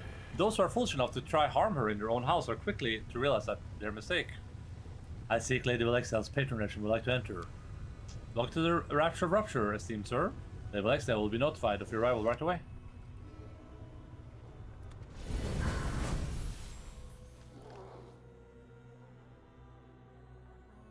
Minago! The demon that comes to greet you has blonde hair and is wearing a modest but elegant dress. She seems surprisingly friendly. Her soft voice and impeccable manners seem out of place in a city where extreme passion and boundless indulgence prevail over temperance and moderation. A new guest has arrived. How exciting! A mortal from Galarian, if my eyes do not deceive me. What brings you to my manor? This is all very intriguing. Valexia, we have clashed in battle many times. Her claws were always stained with the blood of those who she killed on the battlefield. Now she looks different. I'm certain that her true nature remains unchanged. She's still violent and dangerous. You must be on your guard, champion. Valexia greets Arashel with a cordial nod. Sweetheart, you should have told me you were coming. I would have organized a reception to celebrate your return. I must confess I rather missed having you around. But all is forgiven, and I hope that I can count you among my regular guests once more. Arashel forced a smile. Thank you for your hospitality, Valexia, but I doubt that you'll find me very interesting. Things have changed since my last visit. I'm a different person now. Arashel leans towards you and whispers, I have to warn you, Valexia is much more dangerous than she looks. She knows how to be amicable, but it's only a pretense. Her friendly demeanor is as fake as everything else in the city. If you look behind the mask, you will see someone who is old, cruel, and utterly insane. Someone who adores random acts of senseless violence. Trust me, I used to know her in my past life. Everyone talks a lot about you here in Alexandria. Who are you? Valexia laughs happily. Ah, how refreshing and direct. Well, let me tell you a little about myself. My name is Lady Valexia, but it is common for others to add a few epithets before my name, often something like magnificent, illustrious. I hold considerable influence in the upper city. You could even call it my little queendom. I'm the foremost member of the city's elite, and all the aristocrats of Alexandria acknowledge me as their de facto leader. You might be under the misconception that this city is ruled by Shamira, but Shamira is nothing more than a glorified cleaner, entrusted with the responsibility of tending to the latrines. I, on the other hand, hold sway over the most powerful and influential demons in the city. You see, my dear friend Norticula allows me to lead the nobility because I look out for her interests. She knows that I am loyal, unlike most demons. I do not aspire to power beyond what I already possess. I would never stage a coup against Our Lady in Shadow, nor would I ever use my position in society to support anyone else in such a foolish endeavor. I seek your patronage, magnificent Valexia. Valexia shows off her perfectly styled hair as she playfully twists a strand around her finger. A Galarian warrior seeks the patronage of a demon from the upper city? And you're a crusader, no less. Ah, this is most intriguing. You are a curious creature indeed, and I would be very interested to learn more about you. There's no need to bother you with titles. You can simply call me Valexia, and you are... Don't put your trust in her words, champion. Valexia's temper is like the wind that blows across Ishiar. It changes constantly and bodes poorly for us no matter what direction it turns. You must watch her as vigilantly as a skilled sailor watches the horizon. You can call me Kiryu. Kiryu, Valexia rolls your name slowly across her tongue, as if tasting the words the way it sounds. What an unusual name, certainly not in keeping with the spirit of the Abyss, but I like it. You know, Kiryu, I have a proposal for you. Let's pick a place that is nice and romantic and go on an innocent little date together. It'll be a chance for us to get to know each other. He's right that it's an unusual name. How about the Battle Bliss? It offers simple spirit entertainment and it will be a good place for us to talk undisturbed. No one will notice us beneath because they'll be too busy watching the fight in the pit. We can have a nice little conversation and learn more about one another. I'll be waiting for you at the arena. I hope you'll accept my invitation. I'll be very disappointed if you deny me the pleasure of your company. Valexia gives you an admiring smile and adds, after all, you are the champion. You have conquered the arena. We're better to learn more about you than in the place you proved your worth. I'd like to know you better. I'm flattered by your attention and I find your personality intriguing. You know, I take great interest in promising young talent and I tend to offer my patronage to gifted artists. Unfortunately, many of them turn out to be frauds, unable to keep me entertained for more than a few seconds. An acquaintance of mine once mentioned that you used to fly naked over Alexandria. They said you wreaked havoc and terrorized the city in every imaginable way. Alexa blushes slightly and hastily brushes off the question. Oh no, that's preposterous. Those are just ridiculous rumors and exaggerated stories. Of course, when I was younger, I may allow myself to be a little too exuberant, but still, what a blatant lie, flying naked, such outrageous nonsense. The demon tries to pretend she is outraged, but a sly, self-satisfied smile plays about her lips.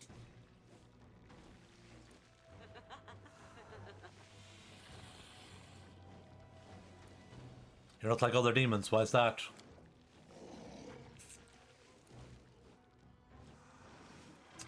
Time is a simple answer, but true. I know a lady is never supposed to reveal her age, but suffice it to say that I am far older than the city, and can recall the circumstance in which it was founded. During the ages that have passed, I have had time to play various roles. Perhaps if the gods of Galarian are generous and bless you with longevity, we'll meet again. But if that doesn't happen, say 1,000 years from now, I'll be completely different. As time passes, I grow bored with each new version of myself. As this boredom is my sworn enemy, I have to reinvent myself to escape its grasp.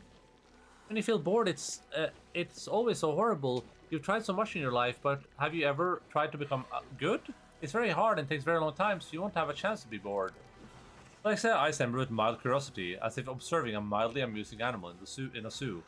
Is she here to entertain you with her oddities? I also enjoy the company of jesters, though I would like to have one of them as my constant companion. What made you interested in me? Ah, you're so modest, Wexton notes knowingly. You are a Golarian warrior, and you are responsible for securing several major victories in the World Wound. You had the courage to descend into the abyss, and now you've chosen to pay me a visit. Moreover, you're not here to wave a sword in my face, but to have a nice conversation. Now be honest, if you were me, wouldn't you be intrigued? You're very powerful, aren't you? You're a big guy. It is true that my name carries a certain degree of prestige in Alexandria. My advice based on millennia of experience can be truly valuable, and my adventure life has allowed me to acquire extensive connections, as well as an impressive collection of powerful curiosities. Oh, now really, just listen to me. Hey, talking your ear off like it's a market seller. The demon laughs at her good-naturedly. Are you skilled in the magic of enchantments? Yes, that's one of my many talents. A life that spans thousands of years can be challenging for even the most lively and curious minds. I'm always looking for something new and exciting to do, so I have studied many strange subjects. I take particular interest in anything bizarre and unusual. Why do you like to support young talent? Lysa glances at you coyly and gives you a charming smile. I could have told you that I'm driven by pure altruism and the desire to perform good deeds, and you would have thought me the kindest and most noble of demons. But the truth is that I am easily bored, and by attracting the young and the gifted, I can discover something new every day. They keep me entertained, and to be honest, they add to my prestige. Like making new friends, and with my help, those friends can become very influential indeed. What happens to those who fail to interest you? Alexa looks at you uncomprehendingly for several moments, then bursts into a peal of musical laughter. Ah, so you've heard those ridiculous rumors. Not paying attention to them. They're also boring. Whoever invented them has no imagination.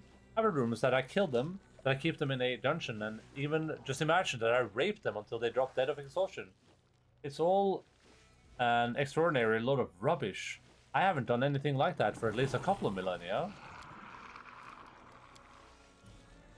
I can't see the way you look at one another. You can't hide the things from... Oh, hold on. Well, I still guess the drifts between you and Arashale with lazy curiosity. I can see the way you look at one another. You can't hide things like that from me. Could it be my girl that you have decided to play the most dangerous of all games? I don't know what you're talking about, Lady Valexia. Arashale does her best to sound polite, but you can tell that she is scared.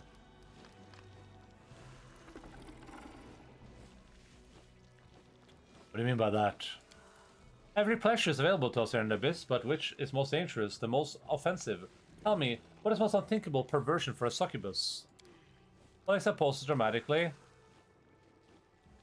Then answers her own question. Why, it's sweet self-deception, of course, the gentle feelings so cherished by mortals. Let down your guard and relinquish control to expose your delicate, defenseless throat, and persuade yourself, for just a moment, that your partner does not want to rip it open. Oh, this game is far more dangerous than any entertainment involving chains, whips, and needles. You see, there are only two ways it can end. The first ending is quite simple. You grow tired of the game, so you stop playing.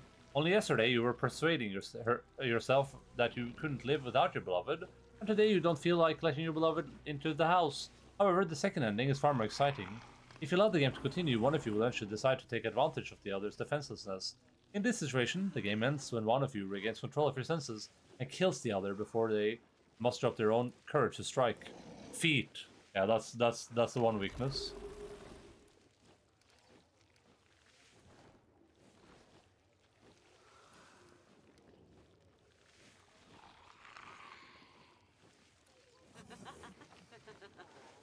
Arshale's not like you. She doesn't play those demon games anymore. Her feelings, whatever they may be, are real.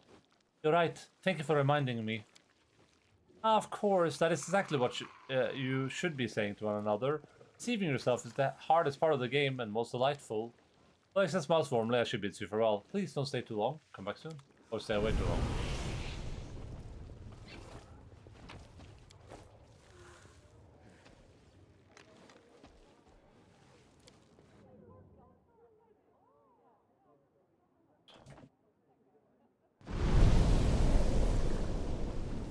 Hi?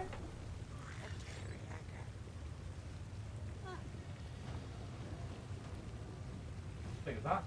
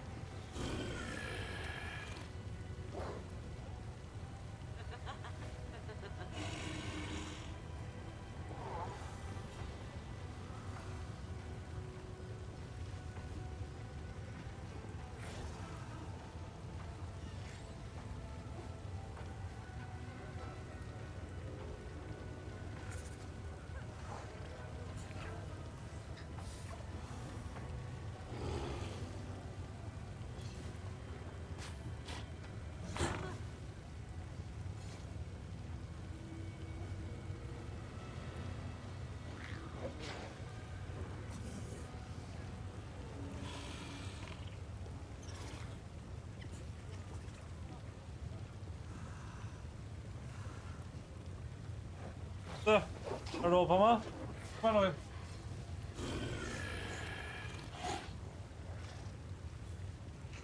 nu. Logan just randomly runs in while I'm petting Bella and just stands on the floor looking at me.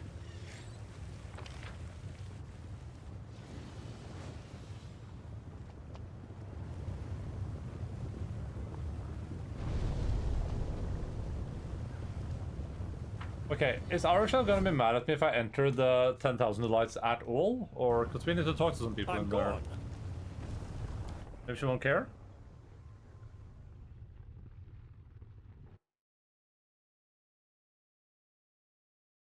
Arshel.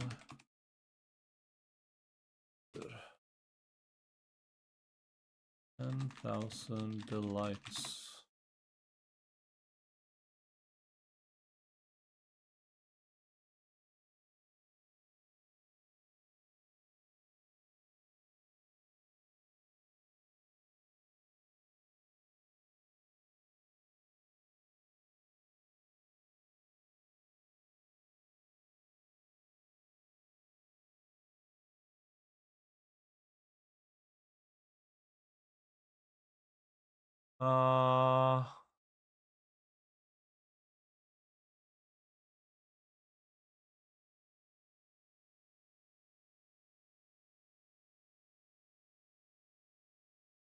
He doesn't think it's like not a problem.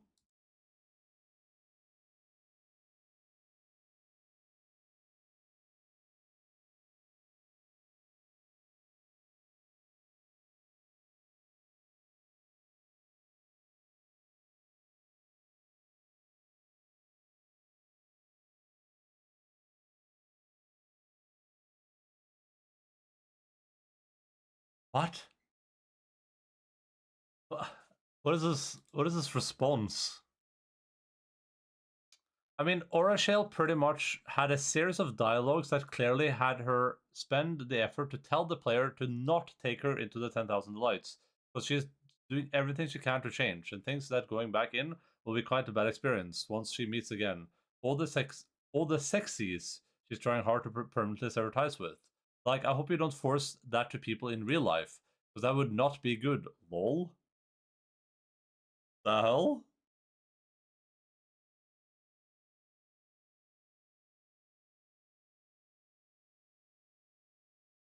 Okay. Just to be clear, when I ask whether something is like it's going to be an issue, I don't mean if it would be morally bad if the character was a real person. I mean, is it going to have consequences for me in the game? Wow, look what the cat dragged in. A muscular incubus grins at Orachel. Hey, why so shy? Come here, give your old pal a hug. Haha. Hello, Rockhorn. Orachel answers quietly without looking into his eyes or making any move towards him. Lots of gossip about you floating around. Some say that you've sided with mortals now. He shoots a quick glance at you. You live among them. You walk around with them. Lucky you. Always have your snack and kicks within arm's reach. How do you pull that off? Care to share your secret? There's no secret. Orachel sighs. You know, Rockhorn, I would be happy if you followed my path, but I'm afraid you wouldn't like it. You changed. Mortal souls aren't a snack for her anymore. Yeah, sure, the incubus grins. Did she tell you that herself? It's true, Rockhorn. I'm not the Orachel you used to know. Why didn't she take up a new name? Wouldn't that have made sense? Sure, of course, Orachel. Repent, and now she's a righteous saint. The incubus presses his palms against each other in a fake prayer. All pure and innocent, she will never again come up with an idea to flay a living couple and make an elegant dress out of their skins. Why are you wincing? Am I not telling the truth? No, my friend, the only one who's telling lies here is you. You're wrong. You just don't know Alright, get away from her right now. A small grin vanishes from the incubus's face, glancing angrily at you and frowning, he turns away. Now you see, that's exactly why I didn't want to come back here again. Rockhorn can get under other skins, literally and figuratively. Thank you for getting rid of him. Okay.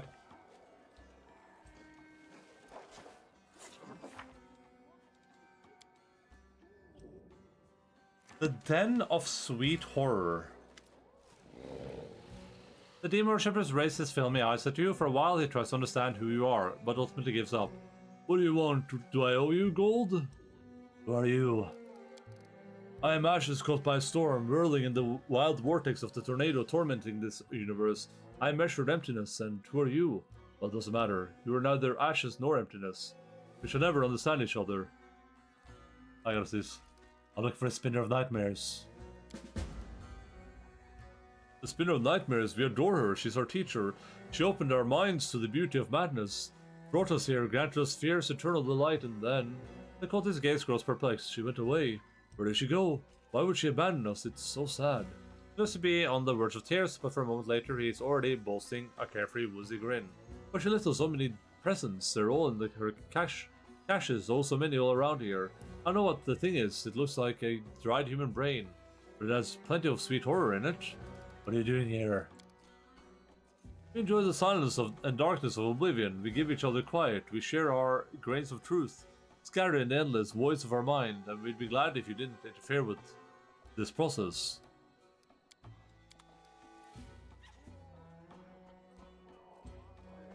I don't think I can fail any of this, but let's find out. A success worthy of praise. A success worthy of praise. It went splendidly.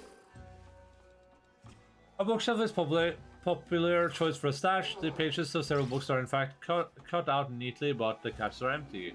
Magic figure used to conduct mind manipulating rituals. The sheets are covered with embroidery that can be folded to form magical runes. They're probably required for some magical sexual pressures of the Spinner of Nightmares. I finished here. The backside of the altar conceals a small indentation for a cache. Unfortunately, it's empty. Spinner of Nightmares cache is sure screwed in, but not so well that you carefully search. Okay. Oh, I got the notes. Chaotic notes in a nearly illegible handwriting. One phrase stands out. Sometimes I regret that I can't finish this endless game of cat and mouse with Helor, but I took away his daughter and he will stop at nothing in his quest for revenge. Time after time he finds my trail and tries to catch me. I feel sorry for him. He's a decent man and I'm probably partial to blame. If he could talk I could probably make peace with him, but he won't listen. Okay.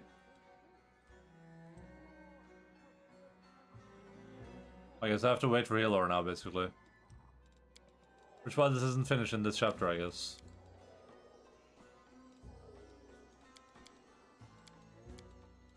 Battle Missile Arena and head to the mines. With your actions, not your words.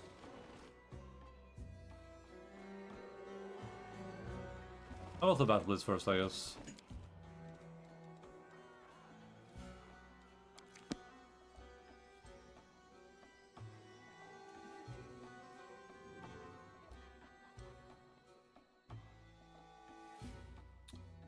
Wait, if there's more companion quests here, how do I unlock those? Is that by resting? Does anyone know? How to unlock companion quests? Act 4 Water.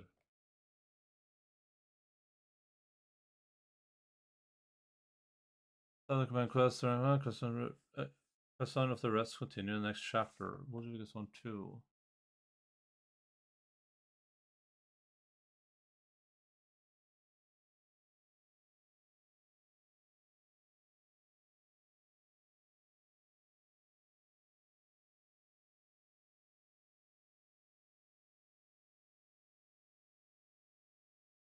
When I first got there, I only had Voljiv, Camilla, Social, and Greyboy available to do the request. Is this the bug? Or...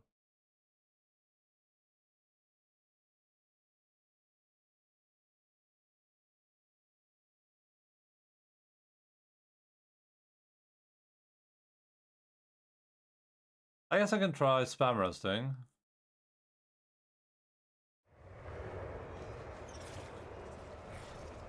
We do it my way. We'll try that when we're like done with stuff here, though. We have like 4 things left to do. 4 things left to do.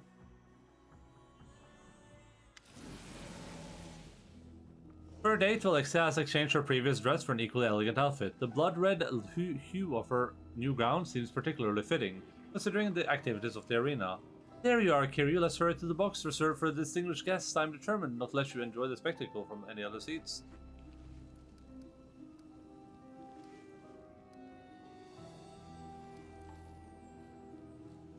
Does it bother you that my companions have accompanied us on our date?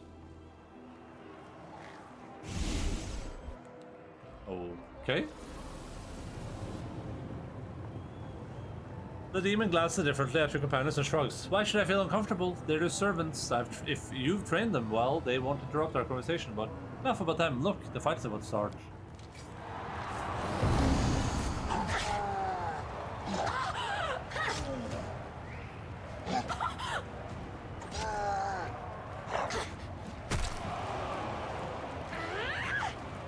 This is Dying Girl.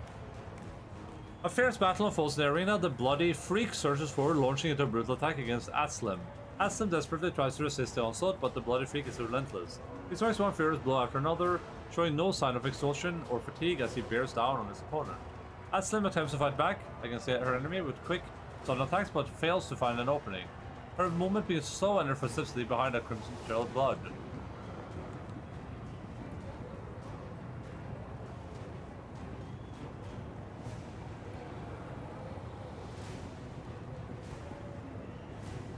Alexia observes you closely, her eyes sparkle with lively curiosity, and you are forced to turn your attention away from the fight as she asks, slavery is the cornerstone of our life in the Abyss. Then gladiator fights are a popular source of entertainment. How are such shows perceived on your homeworld of Galarian? What is your view on slavery?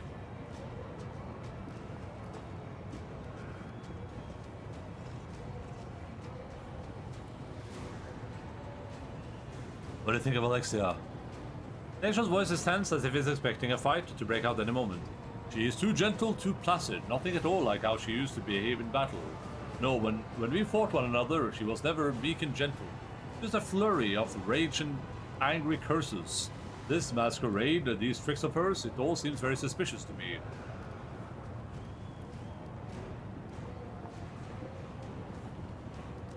Slavery is disgusting. Alexa recoils slightly in mock horror, then she bursts out laughing. I can see that a genuine passion burns in your heart, and that you're willing to fight for your beliefs until the end. I like that.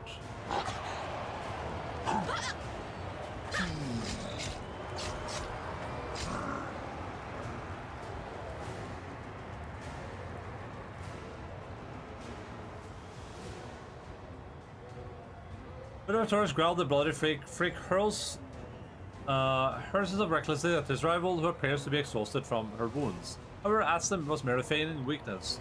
He dodges at the last moment and strikes a resounding blow. Blood gushes from the demon's wounds, and his growl of anger gives way to a howl of desperation.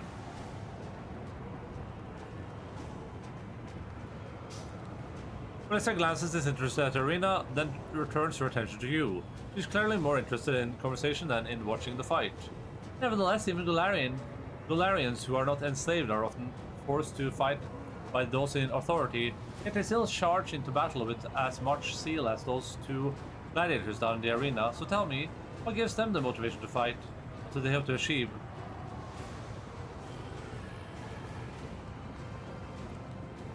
Unconscious ability.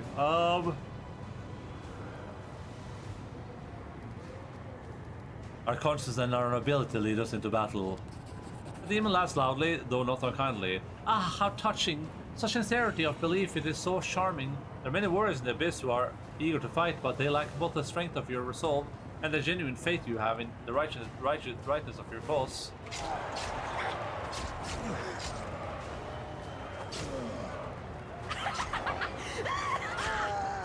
Aslam, no longer putting up a pretense of weakness, advances against the bloody freak, dealing him several painful blows. She strikes with precision, drawing blood, but never delivering a fatal blow. The audience goes wild as Aslam toys with her opponent, and until blood hangs heavy in the air. There's no doubt that the merciless symphony of violence being played out in the arena will soon reach its deadliest crescendo. Plot twist! But the blood freak isn't finished. He lets out a monstrous, bloodthirsty howl. It reverberates around the arena as he channels his powerful rage into one last brutal attack. He strikes as swift as lightning, and Aslam's flurry of blows is brought to a sudden halt. She sways slightly, then doubles over as if embracing the blade that was just plunged through her body. Then, with another primal roar, the demon cuts her down, dispatching his weakened opponent with one powerful strike. Wait, but it doesn't have a blade. Alexia watches Aslam closely. She muses thoughtfully. But every warrior will meet their death eventually. How do Golarians face the end of their life? Are they scared of death? Do they despise it? Or do they welcome it as a friend?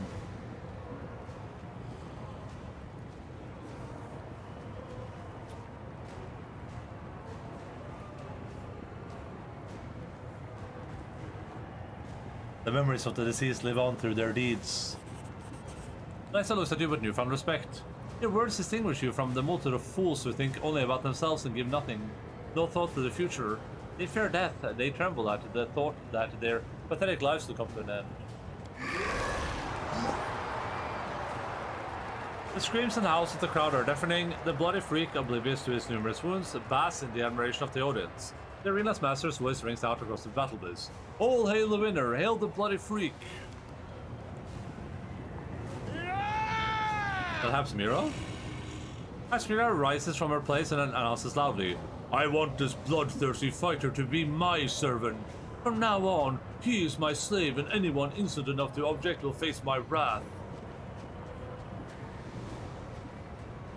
If you outbid Avmira for his gladiator, you'll wipe the smirk off her arrogant face. Alexia averts her gaze but fails to hide her mischievous smile. What a positive, delightful idea. I can't resist. What you do to me, you've discovered my weakness. Only moments ago, Avmira commanded the attention of the entire audience as she boasted about her power. However, when Alexia rises from her seat, all eyes turn towards the succubus. I dare to challenge the claim of the most esteemed Avmira. I am touched by this fighter's tenacity. He has found a way to my heart. I wish to make him my bodyguard. If anyone dares to argue against my right to make this claim, they can say it to my face.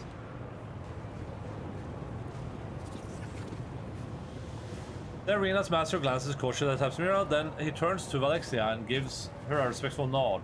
The crowd erupts in jeers and shouts, clearly enjoying the public humiliation of Baphomet's daughter. Asmira bellows and utters wild curses, and the sound of her wrath shakes the arena. Oblexa ignores her threats with a look of magnificent disdain and gives you a sly smile. This was so exciting. I've enjoyed our time together here at the arena. However, I cannot resist the urge to appear with you somewhere in high society. I'm sure you wouldn't say no to attending a private reception with me at the Harem of Ardent Dreams. Jamira has prepared something special for her guests, and I would very much like for you to experience it with me. I shall wait for you at the Harem of Ardent Dreams. You really must come. I simply won't take no for an answer. Alexa suddenly pauses as she's about to leave. She turns towards you with a look of gentle reproach. Oh, you should have reminded me. I never forgot. After such a wonderful time together, you must become a regular guest. I insist. Please, accept this little gift as a reminder that the doors of my manor are always open to you. This coin is a key to the teleportation arcs located in Oak City.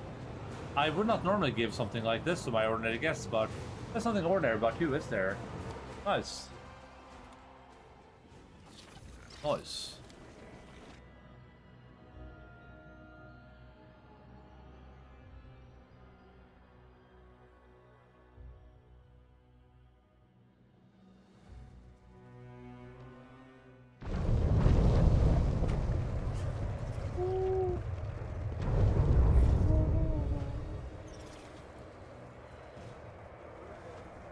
Follow if you dare.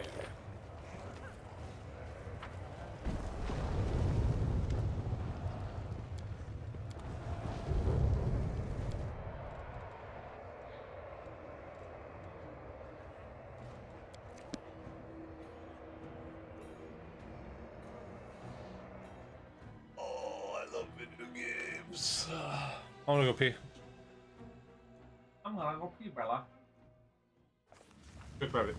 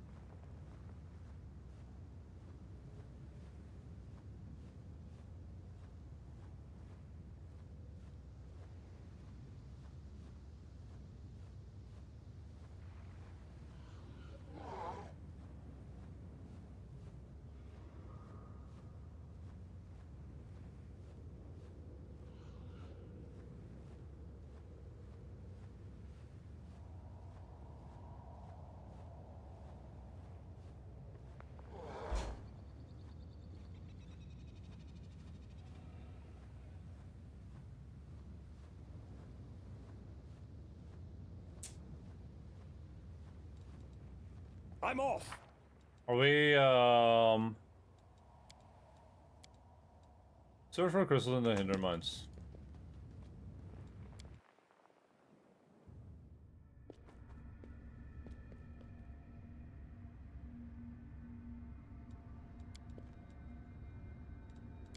Wait, if I... Oh. Interesting.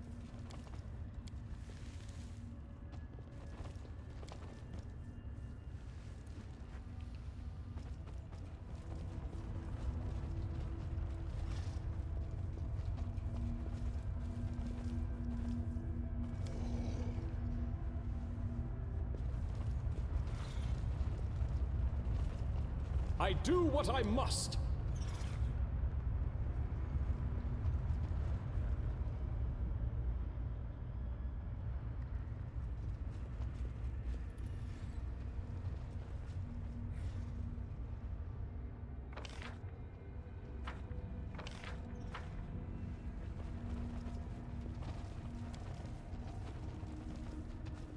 Oh.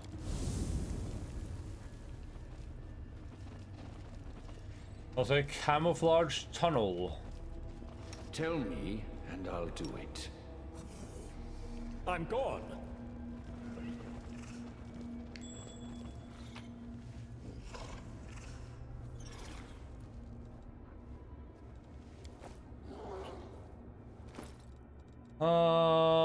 Venice champion, okay.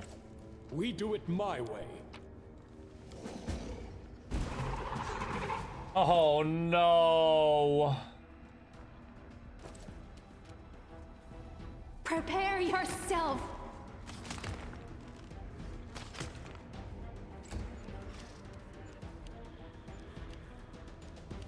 Don't hold back!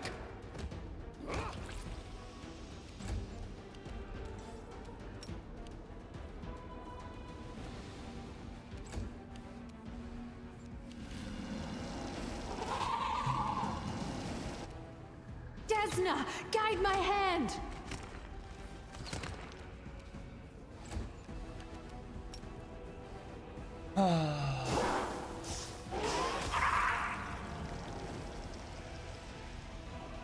Follow if you Jesus. dare. I'm always open to ideas. Should we proceed? I think these guys had a bit easier saves, because otherwise I would just perish there.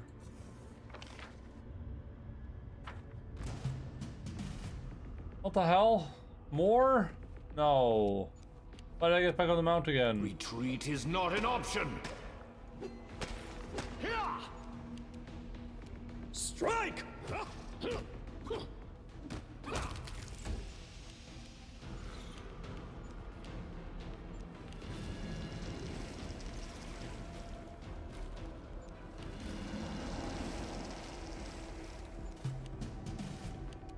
Kneel before me! Oh yeah, these guys are obnoxious. You should have run!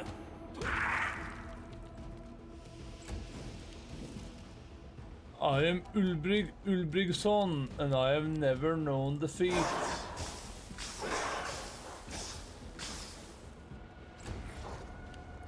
And I was gonna one-shot one of my dudes with 600 attacks. Arshel failed the saving throw. This will hurt! We must stop this war. There's no hope, only us. The gods have abandoned... What was I saying just now? Oh, they should lose Wanna the play together? effect? Sure. I'm off!